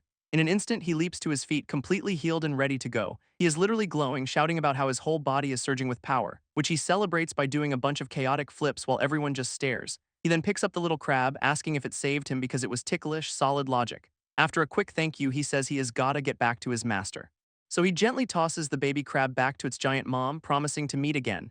This colossal crab just looms over them, watching them prepare to leave, before lowering a massive pincer made of stacked shells right in front of Hertz. It is a gift, a huge chunk of its own shell, leaving our boy completely stunned, which has been conveniently shaped into a makeshift backpack because of course it has. He gives the crab family one last wave, promising to come back and visit. And our duo finally heads out, with Hertz carrying his new crab shell luggage. His companion, meanwhile, is already fantasizing about all the delicious food she can make with the shell, and she is so into it she is literally drooling all over his new backpack, zero chill whatsoever. As they are walking, Hertz suddenly stops cold, his companion asking what is wrong. Peeking through the bushes, he points out the local area boss, a freaking iron mammoth. And there it is, a high mid-level dream beast, which is a very polite way of saying run. They have caught up to its path of destruction, marked by a massive crater in the ground. This mammoth is just casually strolling along, completely unaware it is about to ruin someone's day. His new friend wonders if it is just running an errand for the Gourmet District, a totally normal thought. Hertz has to break it to her that no, a beast this dangerous requires an entire army to take down. She realizes the district is completely outgunned, questioning why a cave dweller is wandering around anyway. He figures something bad must have happened back in town to wake the big guy from its nap, so his brilliant plan is to hold it off himself while she calls for backup seems fair. She dashes off to make the call, leaving Hertz to play chicken with a furry skyscraper. His companion leaps into the air, summoning some kind of glowing serpent communication tool, which turns out to be a magical picture frame for long-distance calls because of course it is. Then she just glides away on a magic kite, yelling some very helpful do not die advice. Now all alone, Hertz squares up against the mammoth, ready to get this party started. With a massive burst of speed, he charges straight toward the multi-ton problem. He closes the distance, looking like a gnat about to punch a freight train. Our boy actually starts taunting it, suggesting they do some proper warm-ups first. Suddenly, we cut to a massive castle overlooking the countryside, a serious change of scenery, and standing guard are three sharply dressed dudes who definitely do not look friendly. From the castle walls, one of the guards spots something strange approaching from the forest, and it is a pack of mid-cheat monkeys, which sounds way less threatening than they look. His buddy immediately opens fire with a comically oversized cannon, no questions asked. This blast unleashes a storm of crystal shards, absolutely shredding the charging beasts. Apparently the monkeys just started rampaging and tried to climb the wall for no reason. His purple-haired companion explains these things are cowards who only attack the weak. This blonde guy takes that personally, questioning if the monkeys think asterisk they are the easy targets. But the other guy speculates they might be running from something even worse. And right on cue, the whole city gets a very bad feeling about what is coming next. This scene cuts to a shattering plate because nothing says imminent doom like broken dinnerware. Inside a grand hall, a bunch of powerful-looking people are enjoying a fancy banquet. A blue-haired man compliments the food, looking perfectly content after his meal. Then he crushes his glass, casually announcing the entire gourmet district is about to be destroyed. With his crew behind him, he gets up and declares it is time to start the party. He takes a single dramatic step forward, ready to kick off the chaos. This guy and his purple-haired associate stroll through the hall with maximum villain swagger. His partner unleashes some kind of active pollen attack, scattering petals everywhere. As the petals rain down on the city, people just start dropping like flies. One poor guy on the street clutches his throat, unable to breathe from the poison. But amidst the chaos, a spiky-haired fighter with a fiery aura confronts one of the attackers. Back in the city, someone is absolutely booking it down a flight of stairs. This guy sprints down a ridiculously grand spiral staircase. You know it is urgent. He bursts in, screaming that the gourmet district is in massive trouble. His very unimpressed-looking boss just listens as he is told to come see the chaos. Apparently, the citizens are rioting in the streets, adding to the citywide disaster. This blonde leader finally gets serious, calling for his Tempest Tiger, which sounds promising. A literal green spirit tiger appears and he orders it to handle the beasts on the walls. With that delegated, he grips his sword, ready to deal with the internal problems himself. And draws his blade, wondering just what the hell is going on in his district. Meanwhile, the spiky-haired fighter from before is running along the rooftops looking for trouble. Peeking around a corner with glowing red eyes, he definitely finds some. A woman is being cornered by some dude who clearly missed the memo on personal space. This guy is about to smash a giant jug over her head, declaring the situation hopeless. But our blonde hero swoops in at the last second to make the save, leaving the spiky-haired attacker completely stunned by the sudden interruption. This hero drops a classic line about how a man should not hurt the woman he loves. He tells her to get to safety while he cleans up the mess, earning a heartfelt thank you. This camera pans out to show the widespread chaos with people scattered and fighting. Now our hero squares up against another one of the attackers, this one rocking a dramatic cape. He just calmly blows a stray petal away, completely unfazed by the fight to come. This blonde hero wonders about the sweet smell driving the town mad, noticing he is somehow immune. Suddenly, a strange buzzing sound catches his undivided attention, and he looks up at a massive screen in the middle of Gourmet Food Square. This blue-haired villain pops up on screen, asking if everyone's surprised by his city-wide broadcast. With his crew behind him, he starts a villain monologue about the demons hiding in people's hearts. This guy smugly asks why they bother hiding their true nature, clearly trying to provoke them. His broadcast then shows scenes of everyday drudgery, calling out terrible bosses and low pay. He continues his Workers of the World Unite speech, accusing the guild of turning them into slaves.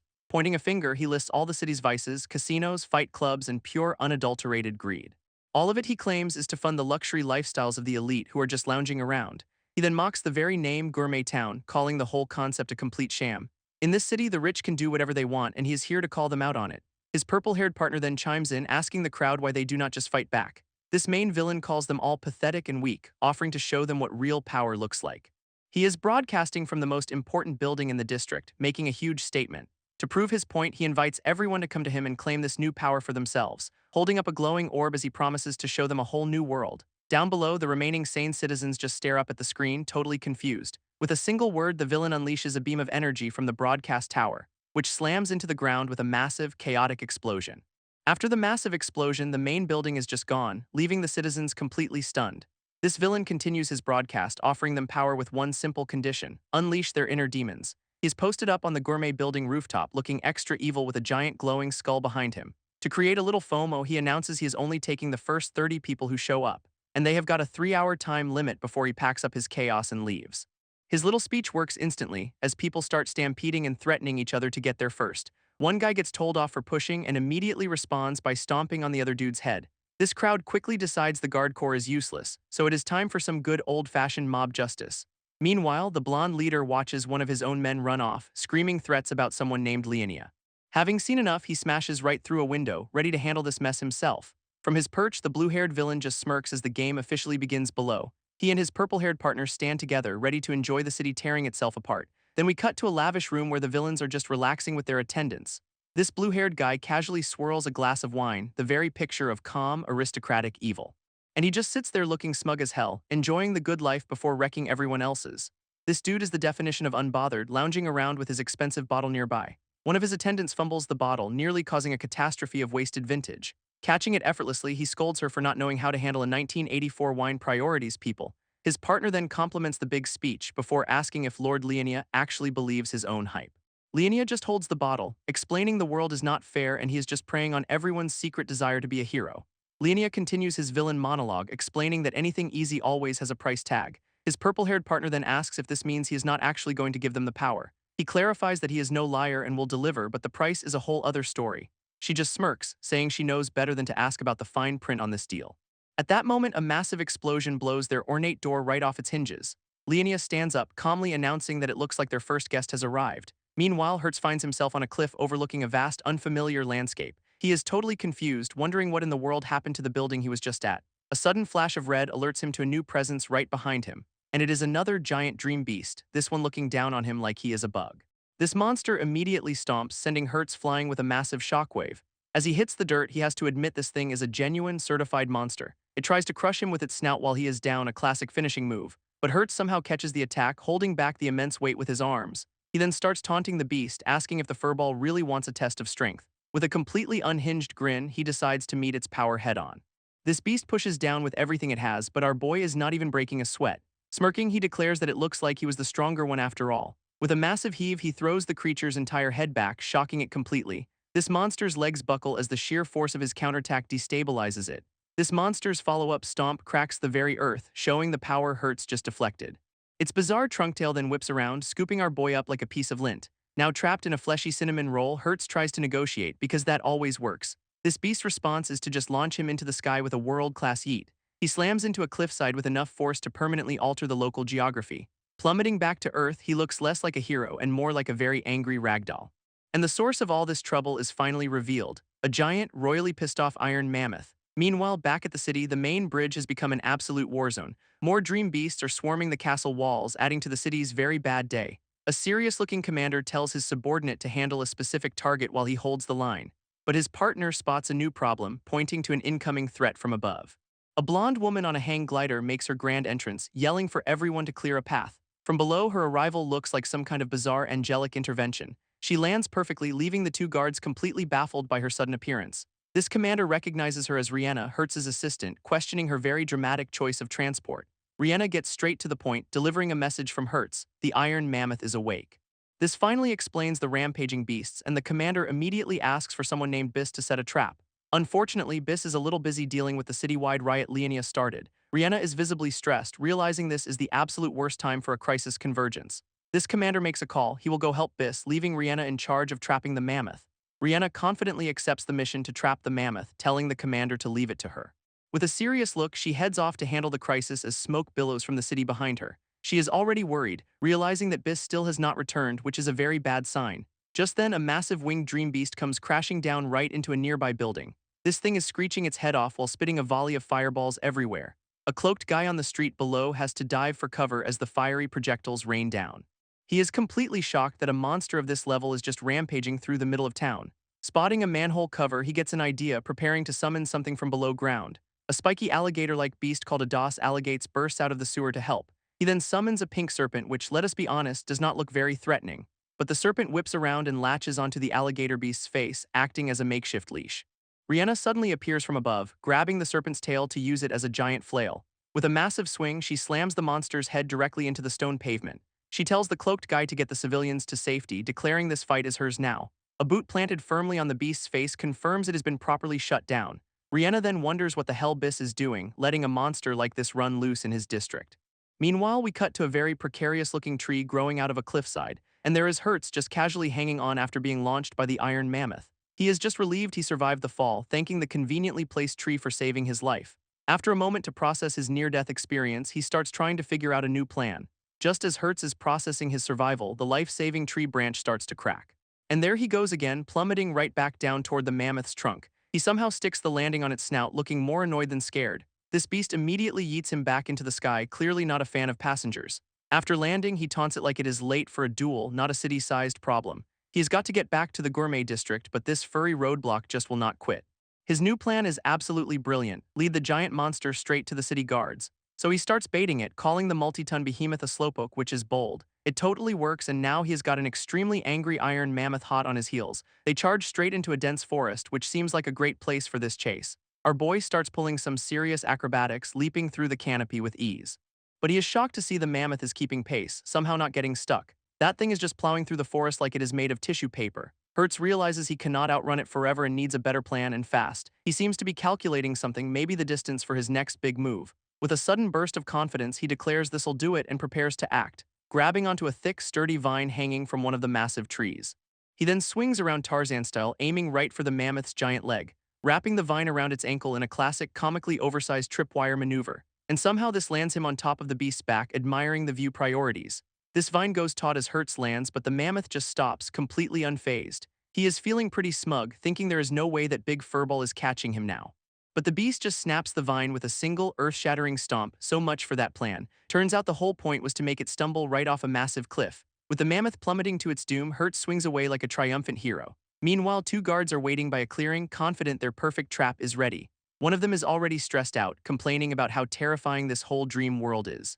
As he is wiping his brow, he spots something small flying right past his partner's head, and Hertz makes a grand entrance, landing smack in the middle of their hay-covered trap.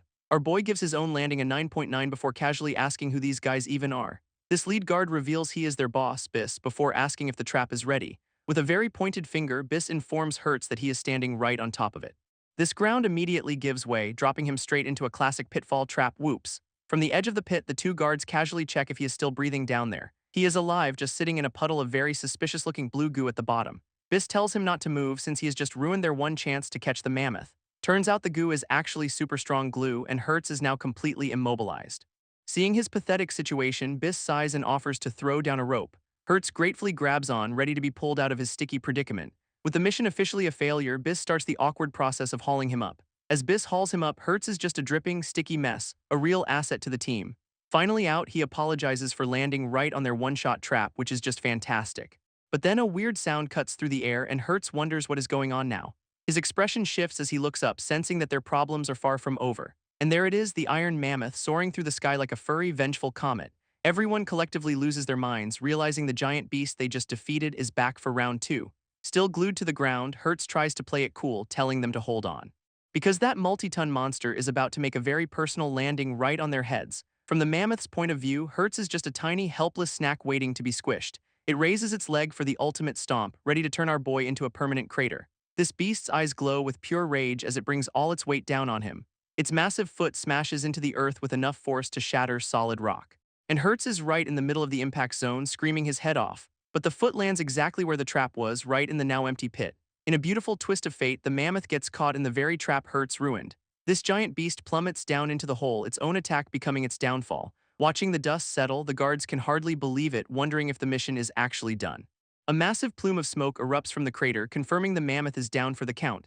Peering over the edge, they wonder what kind of trap this was and if Hertz survived the chaos. All that is left is a giant hole in the ground and a whole lot of questions. Hertz somehow survives the fall by grabbing a fistful of mammoth fur.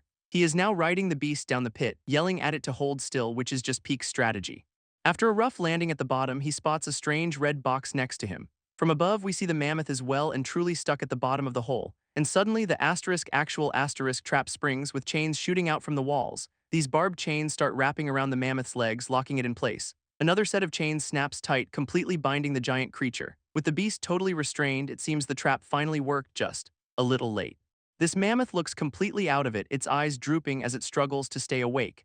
And Hertz reveals the secret ingredient, sleep gas, which is apparently super effective. Of course, he is also breathing in the gas, realizing he has trapped himself, a minor oversight. As the mammoth finally succumbs to the knockout gas, it starts to slump over. Our boy is fighting to stay conscious, but the gas is clearly hitting him hard too. With the beast officially down for the count, the pit is finally quiet. A little snot bubble confirms it. This furry mountain is completely knocked out. Just as he is about to pass out, Biss calls down from above, offering to toss him a rope. Hertz, ever the show-off, says he's got enough space to just jump out on his own. Biss, completely ignoring him, just starts lowering the rope anyway, no time for heroics. Standing on the now sleeping behemoth, Hertz gratefully calls up his thanks for the rescue. But just as he is about to grab the rope, a sudden sound makes him turn around. This supposedly unconscious mammoth lurches, forcing Hertz to catch his balance on its back. He immediately realizes the beast was just playing dead, a classic annoying monster tactic. Deciding he has had enough of this pit, our boy prepares to make a dramatic exit. With a powerful stomp, he uses the mammoth's hide as a springboard to launch himself upward. This just enrages the beast, whose trunk whips up and yeets him the rest of the way out. After sticking the landing, he gives a casual thanks to the guards for their assistance. Biss is just relieved he is alive, telling him he was genuinely scared for a second there. Hertz quickly asks about the gourmet district, but the guards only know it was a total mess. He tries to stay calm, figuring Rihanna and Biss must have everything under control by now. But that confidence lasts all of 2 seconds before his gut tells him something is wrong. Without another word, he takes off at a dead sprint, leaving the other two behind. This guards just watch him go, completely exhausted and wondering if they should even follow. Our boy is now booking it through the city streets, racing back to the center of the chaos. He bursts through an archway into the main square, expecting to see a war zone, only to find it eerily empty, making him question what the heck happened while he was gone. A sudden flash of movement from behind puts him instantly on high alert. A new winged beastman appears, mocking Hertz for thinking a sneak attack would actually work. This creature lunges with blinding speed, declaring it has got him right where it wants him. It lands a devastating blow, sending Hertz flying backward from the sheer force of the impact. He smashes hard into a nearby wall, his heroic return lasting approximately 5 seconds. In a flash, Hertz has the winged beast by the throat, who is shocked a dream beast is even here. Our boy's expression hardens as he hears something far more urgent in the distance. A sudden scream cuts through the air, and he immediately recognizes Rihanna's voice. Without a moment's hesitation, he launches himself across the city toward the sound. Landing on a rooftop, he frantically scans the empty streets, trying to pinpoint her location. His eyes lock onto a dark opening below, a gut feeling telling him that is the spot. But it is a total setup as an explosion erupts right beside him, a classic distraction. This blast sends him flying again, but he just uses the momentum to launch himself forward. And there is the real target. A massive reptilian beast is about to chomp down on Rihanna. Hertz comes flying in like a superhero, yelling that he has got this, much to her surprise. He intercepts with a crackling punch right to the monster's jaw, stopping it cold. With the monster stunned, he drops down to catch Rihanna as she falls through the air. Their hands connect in a classic mid-air rescue moment, perfect timing as always. He sticks the landing, holding her bridle style because of course he does. A quick sigh of relief follows, as if saving people from giant monsters is just another Tuesday. Then he points out that she is soaked, which is maybe not the smoothest line right now. She immediately gets flustered, telling him not to phrase it like that. Great job, hero. After that incredibly awkward moment, Hertz gets back to business, demanding to know what is happening. Rihanna explains it is all because of Leonia, and Hertz is just like, who the heck is Leonia? Apparently this new person is at the gourmet building, handing out incredible power to people. Rihanna's white-haired companion points out the destruction Leonia's power has already caused. Apparently this new character leveled an entire building with just a single hit. He is stunned, saying only a handful of people in the whole alliance can pull that off. Rihanna adds that ever since this woman showed up, dream beasts have been spawning everywhere. She has already called for backup from the alliance, but they are still hours away from arriving. So the guy decides to hunt down Leonia himself, telling Rihanna to handle the evacuations. Meanwhile, inside the gourmet building, a massive crowd of people are waiting for something. One of them tests his new strength by touching a wall, which immediately starts to crack. He is already mad with power, demanding to know where everyone else is. This rest of the mob gets rowdy, demanding they get their promised power-up too. From the shadows, a woman sighs, looking completely over this whole pathetic display, and a woman in a combat-ready maid outfit steps out of the darkness to greet them. She coolly notes that these guys always seem to be dragging trouble along with them. This powered-up dude is confused, asking what is up with her armor, a valid question for a maid. In response, she just gives him a very confident, very dangerous-looking smirk. Spiky-hair guy gets right in her face, popping some new claws and warning her not to interfere. He grabs her by the collar, threatening her if she does not spill the beans on the power source. Unimpressed, she just stares back with a glowing red aura, asking what happens if she does not. With lightning speed, she grabs his wrist, completely shutting down his little power trip. And then she just casually slices him with a massive blade of light, so much for his big threat.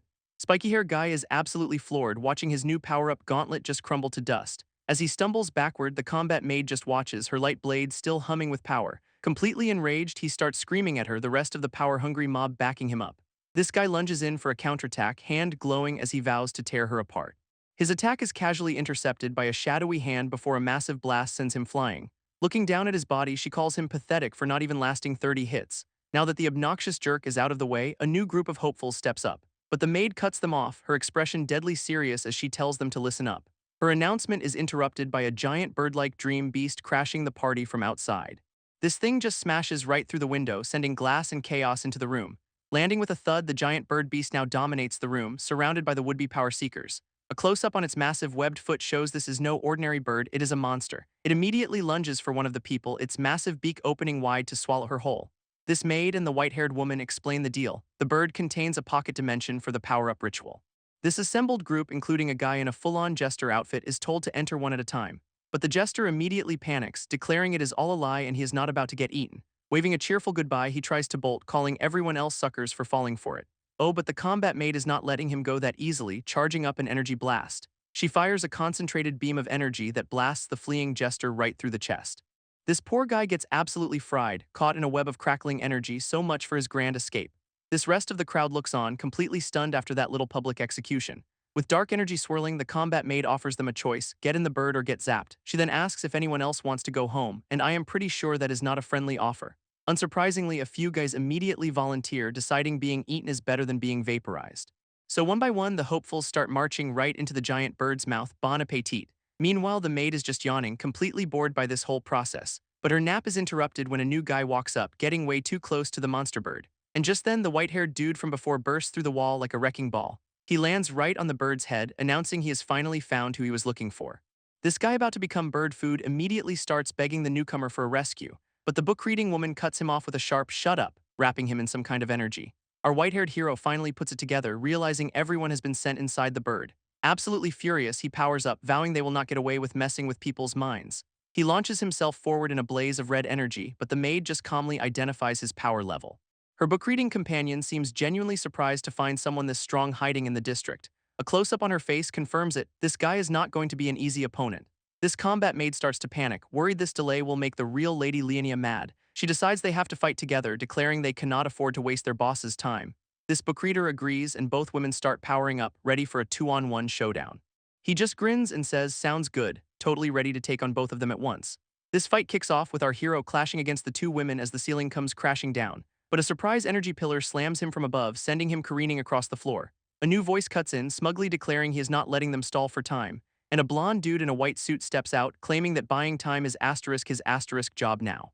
He has got a personal grudge, yelling that Hertz is the one who threw him in jail. Pointing dramatically, he promises to pay back all the despair he felt in that prison tenfold. Then he turns to the giant bird, volunteering to go first and show off his shiny new powers. With that, the monster bird just takes off, and our hero yells for it to get back here. His path is immediately blocked by a massive wall of crackling red energy. And the source of this attack is, of all things, a bunch of glowing playing cards. This blonde guy stands there, vowing to protect the sacred ritual while our hero sizes up his new power level. Our white-haired hero is just stunned this guy even got out of prison, let alone powered up. With a cocky grin, the card slinger boasts that he has already reached the second rank. He explains that a dream beast conveniently rampaged and destroyed the prison for him. A quick flashback shows a tiny lizard monster busting him out of his cell. Talk about a lucky break. Of course, he is super grateful to Lady Leonia for this golden opportunity for revenge. He then gets all smug, asking our hero what he thinks of this incredible new power. This guy brags he gained in days what took our hero 10 years to build. Ouch, low blow. To show his undying loyalty to his new boss, he pulls out a hand of cards and declares he's going to offer our hero's head directly to Lady Leonia. This card slinger kicks things off, flinging a whole deck of energized cards right at Hertz. Hertz gets caught in the attack, a glowing red whip of energy wrapping around him. This sends our boy flipping through the air, completely caught off guard by the weirdness of it all. He lands and immediately has to dodge another wave of razor-sharp card projectiles. Taking a moment, Hertz realizes this is not just random spam, there is a pattern to it. And yup, the cards have a homing function because of course they do. He is forced onto the defensive, blocking the relentless barrage of paper-based doom. This air fills with explosions as the cards detonate on impact, shredding the room. Blondie boasts that his new rank lets him control his power with pinpoint precision now. He is just basking in the glory, claiming he can make the cards fly anywhere he can see. What a show-off.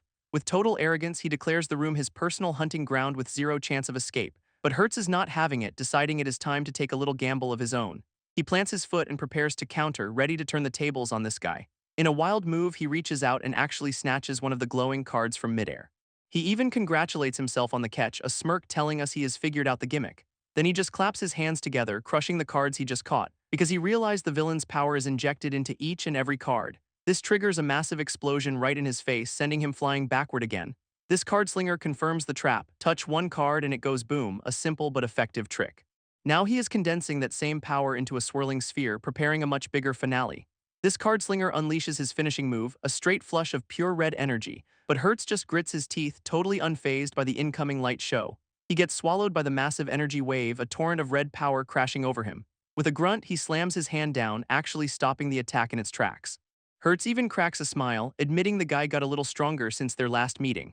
He then calls him out, saying this borrowed power is not the guy's real strength. Blondie fires back that Hertz is just desperate, but the sweat on his face tells a different story. Suddenly, Hertz spots an opening as a new energy blast flies across the room. This new attack completely blindsides the villain from behind. And it turns out Hertz fired it himself, his hand now glowing with his own blue energy. In a flash, he is right behind the stunned villain, asking him to repeat that last insult. This card slinger is now pinned to the floor, completely overwhelmed by Hertz's speed. He cannot even believe it, utterly floored by how fast the tables have turned. Hertz just yanks him up by the collar, not giving him a second to recover. This guy demands to know how he dodged the explosion, and Hertz explains he just fired back. A little diagram shows he used his own blast to redirect the explosion's energy right at the villain. With a savage grin, Hertz calls the technique flashy but pathetically weak. He even roasts him for being the weakest second dranker he has ever seen. Ouch, that has got a sting. This sends the villain into a spiral, trying to convince himself he is still invincible. Unimpressed, Hertz just charges up a blue-flamed punch, ready to deliver a reality check. Hertz just plows right through the guy's defense, slamming a blue energy blade into his chest. This card slinger gets launched across the room, his big talk ending in a very undignified shriek. He lands in a crumpled heap, knocked out cold in a freshly made crater. So much for that revenge tour. Looking down, Hertz critiques his form, noting the power was strong but clumsy and unrefined. He even questions if the guy's body could have handled that much power without exploding anyway. Meanwhile, the scene shifts to a fancy-looking rooftop patio somewhere far away. A blue-haired man in a suit chills with some wine while a purple-haired subordinate reports in, and she is holding a pot of roses because nothing says mission failure like a floral arrangement. She informs Lady Leonia, who is, in fact, the blue-haired dude, that their agents have failed. This reason is simple. Hertz showed up and their whole squad just packed up and retreated. Leonia calls Hertz a pain, identifying him as the disciple of some mysterious old man. He decides killing Hertz is too risky since it would definitely get his master's attention. Besides, with all this chaos, he is sure some other big shots are about to show up anyway. And right on cue, a fleet of freaking airships cuts through the clouds, heading for the city. On the lead ship stands one of the Alliance's 9 great generals, a pirate-looking guy named Cloud. He asks his crew for an aid to the gourmet district, clearly drawn in by the commotion. His helmsman reports they are about 30 minutes out and Cloud looks ready for action. With a determined look, he tells his crew to hang on because they are about to join the party. Back with Hertz, he is just casually leaning against a door, looking smug after his victory. But a voice from the patio below asks what is going on, revealing he has stumbled right into the boss's lounge. Leonia's subordinate points out their guest has arrived, right on the fancy rooftop patio. This blue-haired boss himself finally turns, formally introducing himself to Hertz for the first time, and Hertz is just standing there completely baffled, having no earthly idea who this guy is. This sends Leonia into a theatrical rage, absolutely offended that someone could forget his magnificent self. He quickly tells his giggling subordinate, Sophia, to be quiet, gotta maintain that villainous dignity. Changing gears, Leonia launches into a recruitment pitch, offering Hertz a shortcut to ultimate power. He insists that staying with the Federation is just a waste of our boy's incredible talent. But Hertz just flashes a grin and gives him a hard pass, not even remotely interested. Our boy explains his philosophy. True power grows from stable order, not just raw strength. Leonia scoffs at that, claiming his own power represents all of humanity and is therefore unbeatable. He then lectures Hertz about how the talented few are destined to lead everyone else forward. Since the sales pitch clearly failed, Leonia decides it is time for a much more aggressive demonstration. He unleashes his true form, a mess of dark tentacles, to show Hertz the power of a true genius. This power manifests as a horrifying phantom demon god that immediately lunges to attack. Meanwhile, General Cloud is on his airship, impatiently asking how much longer until they arrive. A crewmate with binoculars reports they are only 5 minutes out from the distress signal's location. Back in the fight, Hertz is shocked to realize this is a third-class power, the same level as his master. This tentacle monster boasts that while it is not quite at the old man's level, it is enough to kill Hertz. Pinned by overwhelming pressure, Hertz cannot even move, realizing he is on a totally different level. From his vantage point, General Cloud notes that the building below will not be standing for much longer. General Cloud steps up to the edge, declaring he is taking over from here. This pirate general just straight up dives off his airship, making one hell of an entrance. His landing is anything but subtle, cracking the ground with sheer force. Down below, Leonia is giving Hertz the classic villain speech, stop resisting or die. Meanwhile, Cloud becomes a human missile streaking down towards the chaos. This guy gets all condescending, promising to fix Hertz's brain with just one finger. What a charmer. This full monster form looms over Hertz, offering to free him from the burden of living. Still falling, Cloud looks like he is about to ruin someone's entire day. Hertz is barely holding on as a tentacle whips at him, with Leonia telling him it is hopeless. From the sky, a countdown begins. He has got 6 seconds until impact. Leonia taunts our boy to enjoy his last moments, a tentacle poised to strike. This timer ticks down as Cloud plummets faster, now just 4 seconds away. With only 2 seconds left, Hertz is sweating bullets, completely pinned down. And right on schedule, Cloud lands on the patio, making Leonia turn in surprise. This general powers up, glowing with a fierce purple aura, ready for a fight. He draws a blade of pure energy, preparing to slice through Leonia's tentacle defenses. A massive energy wave erupts from his sword, aimed right at the monster. But Leonia just stands there, casually blocking the attack with one of his tentacles. Those tentacles wrap around the energy blade, completely neutralizing the general's big move. Cloud immediately confronts Leonia, who just greets him like an old friend at a garden party. General Cloud brings his energy blade down with a massive, building-cleaving swing. Flipping the whole perspective, the attack comes crashing down on Leonia's monster form. Sophia screams for her boss to watch out as the blades of light close in, and the sword slams right into the phantom demon god, a direct hit on the tentacle beast. Sophia looks on worriedly, but Leonia just brushes it off, saying it is totally fine. He even calls it a little close call, completely downplaying the massive attack he just took. Then he casually suggests taking the fight outside because the patio is getting messy. As he leaves, a tentacle whips back to finish Hertz, but Cloud intercepts the blow. Hertz is just sitting there, stunned, managing a weak thank you for the last-second save. Now he is stuck with Sophia and his brain short-circuits because he cannot hit a woman priorities man. His new opponent, meanwhile, recalls her orders to make him a puppet but has her own ideas. With a dead-eyed stare, she just decides to get on with it, ready for a fight. Her potted roses start glowing as a weird red tentacle monster emerges from them. This thing is a spiky, flowery horror show because of course the flowers are evil too. Meanwhile, Leonia is just floating there, casually addressing the general from a distance. He even flips upside down just to be extra, a classic villain power move. With total condescension, he asks Cloud why he is even bothering to interfere with his business. Cloud just stares him down, framed by the monster's tentacles, not intimidated in the slightest. This general unleashes his own fiery red aura, getting seriously powered up for this showdown. And Leonia meets his gaze, surrounded by his own dark energy, ready for round 2. In a flashback, a new blonde guy named Bis tells Sophia to cover him because he is about to bolt. He launches himself off a metal beam, kicking off a high-stakes duel. Glowing with a fierce red aura, Bis looks ready to throw down with his sword drawn. A flying kick is his opening move, but the white-haired opponent recognizes him immediately. From the sidelines, Sophia watches the two swordsmen clash in a flurry of energy strikes. She just tells them to enjoy it while it lasts, looking completely unimpressed by the whole display. Totally over it, she just turns her back and walks off, leaving them to their little duel. His opponent, meanwhile, raises his own sword, charging up a massive attack. A huge golden energy wave comes crashing down, aimed right at Bis. This white-haired swordsman lands after dodging a purple projectile thrown his way. Bracing himself, he digs his fingers into the deck to regain his footing. Across the deck, Bis taunts him to focus, standing over a newly made hole. A huge chunk of the wooden deck is suddenly flying right at Bis like a makeshift shield. In response, he winds up for a powerful swing, ready to slice the projectile in two. As he cuts through it, Bis realizes this guy is deadly serious and he needs to shut him down fast. His eyes narrow with focus, calculating his next move against this surprisingly tough opponent. This two now face off on a narrow wooden beam because of course they do. Bis unleashes a spinning attack, cutting through two of the guy's energy clones. His opponent screams out as the golden energy arcs close in on him, and Bis follows through with a powerful strike, moving in for the finishing blow. This white-haired swordsman comes flying at Bis, a blur of blue energy leading the charge.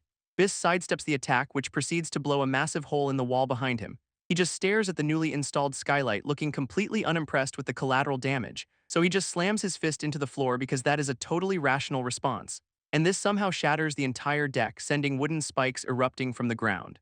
A voice tells him to open his eyes, probably because he is about to get hit by his own debris. With his eyes glowing, Bis finally decides to get serious about this fight. His sword glows with golden energy, tracing a perfect arc as he prepares his next move. Surrounded by floating rubble, he raises his sword for a devastating overhead strike. His opponent leaps in for another attack, but Bis vows this is the end of the line for him. And his opponent tries to catch the blade with his bare hands, a truly genius-level defensive maneuver. He even smirks, boasting that he can read every single one of Bis's moves, except he totally missed the second blade hidden inside the first, a nasty surprise called Absolute Slash. Bis holds his stance, the smaller, deadlier blade now fully extended and ready to cut, and he drives that hidden blade right through his opponent's shoulder with a brutal thrust.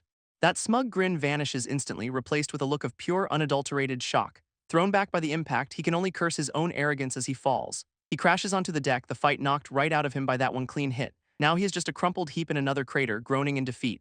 Bis stands over him with a bloodied sword, ready to finish the job for good.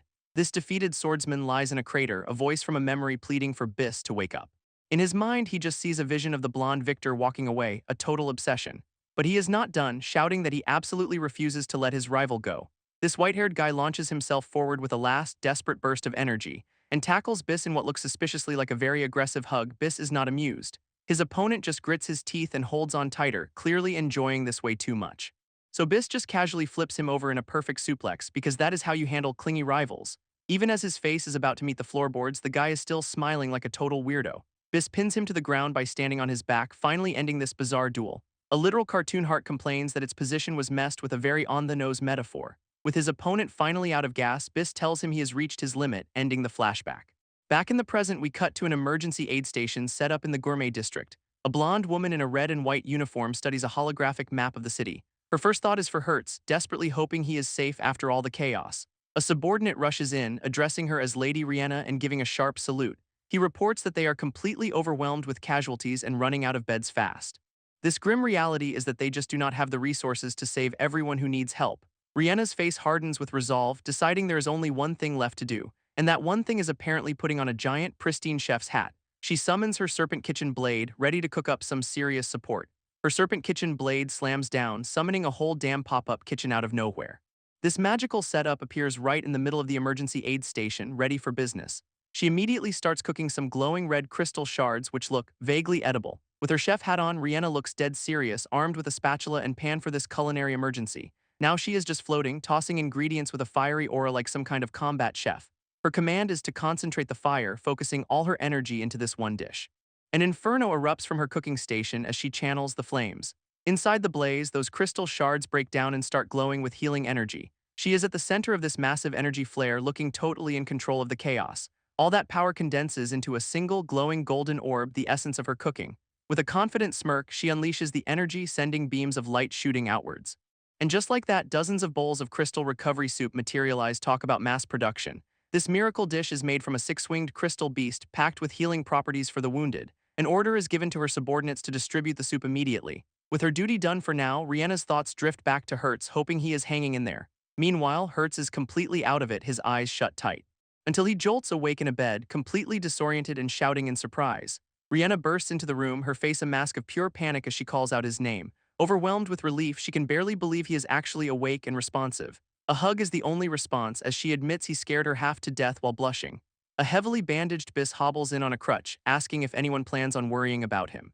Rihanna glares back, saying it is his own fault for going too hard, though she admits it is hilarious. Completely fed up with their bickering, she just screams at them to quiet down. In full chibi rage mode, she complains she used up all her expensive crystal scorpion to heal them. Hertz just gives a sheepish apology, glad to see his rival is at least energetic enough to complain.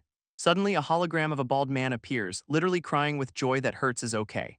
His relief immediately pivots to business, telling Hertz he's got a job for him now that he is awake. And that job apparently starts with Hertz sitting down to a feast fit for an army. Our boy just asks the hologram if he has a heart, putting him to work while he is clearly busy eating. He launches into a whole dramatic speech about his dream to travel, all while stuffing his face.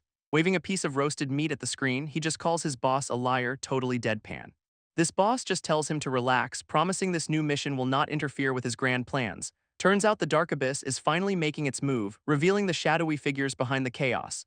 He is leaving the Gourmet District to General Cloud while sending Hertz's team to the Dream Beast world for recon. Of course, he frames it as being directly connected to Hertz's dream, a classic management tactic. But Hertz is having none of it, flat out saying he will die if he has to fight them directly. His boss just brushes it off, saying only the old-timers are stronger and he is the best of his generation. This is exactly why he needs to get out there, sharpen his skills, and master his second-rank power. This whole high-stakes briefing gets interrupted by Rihanna bringing another dish to the table, and the hologram just watches on, looking completely unimpressed by the dinnertime interruption. This boss dangles their next destination, the Castle of Chefs, right in front of Rihanna.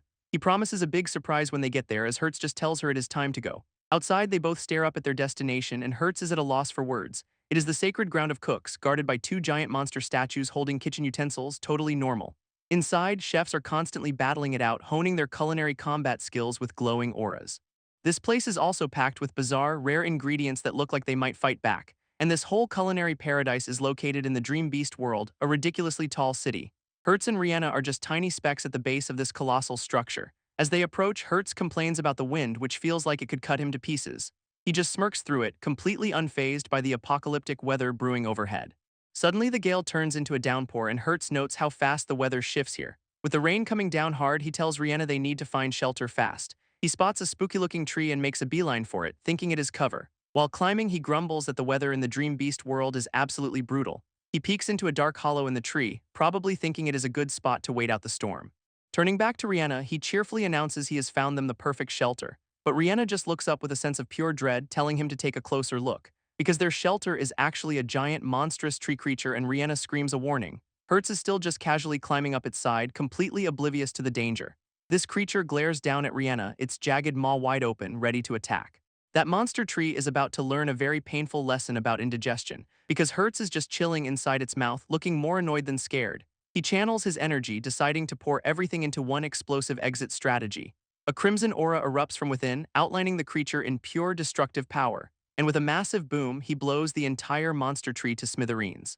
Landing with a giant case, he lectures Rihanna on being careful, right after getting himself eaten. She just stares up at their destination, worried they are already in over their heads. Hertz cannot believe they are actually expected to climb this ridiculously huge mountain city. His solution to the rain is to just stuff Rihanna inside his giant travel case for now. With a swift kick, he makes sure their former shelter is well and truly dead. He then reminds her that she'd have been frozen solid before, a real confidence booster. But now his own feet are glowing with energy, pushing back against the brutal weather. Using that power, he launches them both straight up the side of the structure. Our boy smirks, telling her to get used to this dream power because nothing's stopping them. Rihanna screams for him to slow down while he is just enjoying his new rocket-powered travel method. They soar through the air, a tiny speck against the colossal castle walls. Sticking a perfect landing, he looks every bit the hero if you ignore the giant luggage. At last, they have arrived at the entrance to the legendary Castle of Chefs. Rihanna pops out, knife at the ready, absolutely ecstatic to start cooking up a storm. But their celebration is cut short by a dark, fiery projectile hurtling towards them from the sky. Hertz's grand entrance is immediately blocked by the giant, tiger-striped leg of a new monster. This thing is a lone gorilla, a high-ranked dream beast with a clown mask and a nasty red aura. But another white-haired guy shows up, also carrying a case, and he is just itching for a fight. He holds up a single finger, basically telling the monster to bring it on total confidence. In response, the gorilla goes full-on beast mode, sprouting 2 extra arms and roaring with power. Its clown face twists in pure rage, ready to tear this guy apart for the disrespect. Rihanna peeks out from the luggage, asking Hertz what the heck is happening now. And just like that, the gorilla powers down and bows, making the white-haired guy sigh in disappointment. It is not submitting to him, though. It is bowing to someone else who just arrived on the scene. A man in a long coat strolls in, telling the white-haired guy to stop bullying his kid. With Rihanna still confused, Hertz just watches this whole bizarre family drama unfold. This white-haired dude identifies the newcomer as his senior disciple, calling him the root of fear. This senior disciple, Karlov, just smirks, radiating an aura of absolute authority. Suddenly, the clown gorilla and its buddies start scrambling to get away from him. They are literally tripping over themselves in a mad dash to escape their own boss. Rihanna is ready to bolt too, but Hertz calmly tells her nothing's going to happen. Karlov just stomps his foot, sending a blast of pure energy across the ground. This force sends the fleeing gorillas flying, completely at his mercy. With a dark purple aura, he casually asks the other guy if he was being rude to his friend. Then he just suspends one of them in the air with energy strings like a puppet master showing off. Karlov's got the clown gorillas tangled in energy strings, making them dance like his personal puppets. He calmly says he is just draining their excess energy, telling everyone else to stay back. With a literal snap of his fingers, the gorillas are back to normal, completely pacified. Then he turns with a smirk, giving them a grand welcome to the Castle of Chefs. Our crew just stands there, trying to process the absolute chaos of their arrival. Hertz asks how he calmed the beast, and Karlov explains he just stimulated its brain with dream power. Apparently, once the creature feels fear, it stops attacking, a lesson Rihanna finds amazing. But Hertz scoffs that only the 9th general could pull off a move like that. Realizing how strong Karlov is, Rihanna's attention is immediately stolen by a table of bizarre ingredients. She geeks out over a rock potato, which is both nutritious and incredibly poisonous. Next up are an explosion chili and a sky blue banana. This place is a chef's dream. She is practically glowing with excitement, overwhelmed by all the rare finds. Hertz, however, is already munching on something, complaining it does not even taste that good. He then bites into the explosion chili, griping that it is not spicy enough for him, and the chili promptly explodes in his face while Rihanna just watches, unimpressed. She turns with the most sarcastic "what you have ever seen." Now Hertz is on the ground, dazed and confused, as Rihanna stomps over to him. She gets right in his face, screaming at him to stop eating random things he finds. That chili explodes because it hates humans and it can kill anyone who is not a pro chef. Karlov notes her expertise, and Rihanna proudly declares she is the youngest second-ranked chef around. Karlov smirks, conveniently announcing the first-ever special ingredient processing contest is starting now. This challenge involves grabbing a bunch of glowing, definitely not safe-looking ingredients. He lays out the goal: turn these deadly things into gourmet dishes that people can actually eat. And because it is the very first one, the prize is apparently something massive. That grand prize is the legendary title of Special Rank Chef, a huge deal in this world. Rihanna is absolutely hooked, her eyes glowing with the pure, unadulterated need to win this thing. A new announcer kicks off a history lesson about a time when beasts roamed the world. Inside a massive arena, Rihanna and other contestants head towards the competition floor. This sunglasses-wearing hype man explains how humans first learned to turn beasts into ingredients. We get a glimpse of said beasts, like a giant fanged snake and a very angry-looking gator. This ones who figured this out were the pioneers of their world, a group of legendary chefs.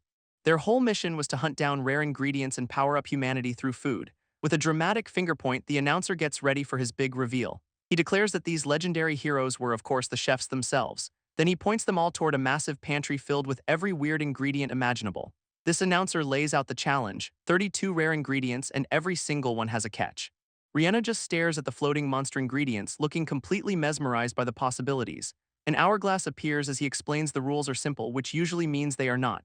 Contestants get 5 hours to pick whatever they want from the shelves, and they have to turn it into a dish that actually makes a fighter stronger. This announcer lays out the judging criteria, taste and effect scored by 10 judges.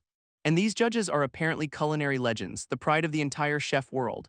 Hertz watches from the stands offering some silent, probably unhelpful encouragement. Rihanna suddenly gets a case of the nerves, wondering if she is really good enough for this, but Hertz just gives her a confident smirk, telling her she has totally got this. That is all it takes for her to fire back up, ready to give this competition everything she has. With a dramatic hand raise, the announcer prepares to kick things off. He brings his arm down with a sharp chop, screaming for the contest to begin. Rihanna's first thought is that she is not letting that idiot Hertz look down on her, peak motivation. She immediately dashes through the pantry, a blur of motion and red energy. Giant glowing ingredient monsters are already flying at her from all sides, but she just smirks, telling them all to just watch what a pro can do. Meanwhile, the white-haired guy from the entrance is chatting with Hertz about their boss. Hertz just vaguely confirms that yeah, a lot of stuff went down back in the gourmet district. His new buddy then drops a bomb. Someone named Leonia has shown up with a huge crew. He looks to Hertz, asking him what he plans to do about this new threat. Our boy gets a fiery look in his eyes, declaring they have to see what Leonia's up to. This other guy agrees, saying they need to move first and shut this down fast. With a solid fist bump, a brand new, probably very chaotic alliance is born, and right on cue, a mysterious figure in a white cloak arrives outside the contest venue. A new cloaked visitor arrives with his crew, and it looks like someone's already been knocked out. This guy, sporting a classic villain scar, smirks as he casually lets himself into the venue. His attendants are carrying a massive covered cart, which definitely does not scream friendly potluck. He strolls right into the competition hall, clearly not here to follow any rules. Inside, the other chefs are hard at work, completely oblivious to the drama about to unfold. And just like that, someone goes flying across the arena. The party has officially been crashed. One of the contestants looks up, spatula in hand, totally baffled by the sudden violence. Hertz's new white-haired buddy just stares, wondering what fresh hell this is. This cloaked man complains with a fanged grin that this is not the kind of contest he signed up for. He then plays the victim card, dramatically declaring how hurt he is by the snub. What a diva. But Karlov immediately shuts him down, identifying the intruder as the infamous dark chef Callus. Callus just leans into his edgy reputation, surrounded by shadowy monsters and a smug grin. Turns out his cooking methods are so cruel that he was deemed unfit to even compete. One of the judges orders him to leave, stating that normal people cannot handle his twisted cuisine. Callus just scoffs at the whole event, calling this legendary contest nothing but child's play. Then he throws his arms wide and with zero chill announces that everyone here is garbage. This other chefs are, to put it mildly, absolutely furious at this declaration. Unfazed, Callus stands his ground, ready to take on the entire room of angry cooks. A sinister purple aura erupts around him as he vows to show them the real way to cook. He then brandishes a massive blade, seemingly challenging one of his own masked followers. Callus's masked follower just stands there, glowing red and ready to be the main ingredient. This other chefs are completely baffled, wondering what the hell this guy is even doing. One of the contestants recognizes the shadowy beast behind him as a celestial octopus, and this octopus monster immediately engulfs its own master in a swirl of purple tentacles. Callus smugly announces he is feeding them this deadly poisonous creature, a real crowd pleaser. He then throws his hands up, declaring that these losers just cannot grasp his culinary genius. Apparently, if you dilute its poison, it becomes a delicate dish for the human body. And with his special detox tofu, he claims the poison is basically a non-issue. With a flourish, he presents this meal to the white-haired guy, saying it is perfectly safe. But the white-haired dude is absolutely livid, calling everyone else useless for just standing there. Suddenly, a new challenger with a cross necklace swoops in with a flash of blue energy. He lands a flying kick, sending Callus's cloaked follower spinning through the air. This white-haired guy lands beside him, asking the follower if he is okay in a rescue attempt. But the follower spits back that he does not need pity, ranting about the weak being food for the strong. This forces the white-haired guy to ask him what he even thinks humans are. This cross-necklace dude then declares the follower is under arrest for mass murder. Callus just laughs it off, saying they will have to get through his little surprise first. With perfect timing, he announces that his special dish is finally complete. He unveils his masterpiece, a tower of octopus blood tofu which erupts in a bloody display, and we get a close-up of this horrifying culinary creation steaming with pure menace. As the bloody aroma fills the air, one of the judges admits that it actually smells good. Up in the stands, Hertz is completely losing it, screaming that he cannot resist the smell. This entire audience is now a zombie-like mob, all chanting food and rushing the stage. Even Callus's own followers are affected, their minds completely taken over by ravenous hunger. Callus just smirks, boasting that his cooking awakens humanity's deepest, most suppressed appetites. He tells the cross-necklace dude that these people will not regain their senses until they are completely stuffed. So the cross-necklace guy unleashes purple energy strings, restraining the hypnotized chefs like puppets. Even with the restraints, the chefs are still desperately fighting to get to the horrifying octopus dish. This hero grits his teeth, asking Callus how long he thinks this desperate crowd can possibly hold out. Suddenly, the white-haired guy drops in from above, launching a surprise attack on Callus. He goes for a stab, but Callus casually blocks the blade with the sole of his boot, zero effort. Callus mocks him for attacking while his friends are in trouble, firing off some purple energy blasts. Furious, the white-haired guy demands to know how to snap everyone out of the food trance. Callus just blasts him into the air, smugly wondering if he will even make it back in time to help. As the blast hits the ground, some of the other contestants realize they need to get the hell out of there. But a blonde chef stops one of them, telling him to wait before he runs off. She declares that as cooks, their job is to bring happiness, and Callus is a total disgrace to their profession. When her colleague says they are powerless, she challenges him, asking if he will just accept this humiliation. Looking down at her ingredients, she reveals that she might have a plan that could actually work. With a determined glare, she announces she cannot do it alone and needs everyone's help to pull it off. Annoyed beyond belief, the blonde chef declares it is time to shut Callus down and her new ally is all in. Her other colleague immediately agrees as well, ready to follow her plan to the letter. With her impromptu culinary strike team assembled, she gives a heartfelt thanks for their backup. In her mind, she sends a message to Hertz and Karlov, telling them to just hang in there a little longer. And with that, she turns to face the chaos, ready to start a culinary counteroffensive of her own.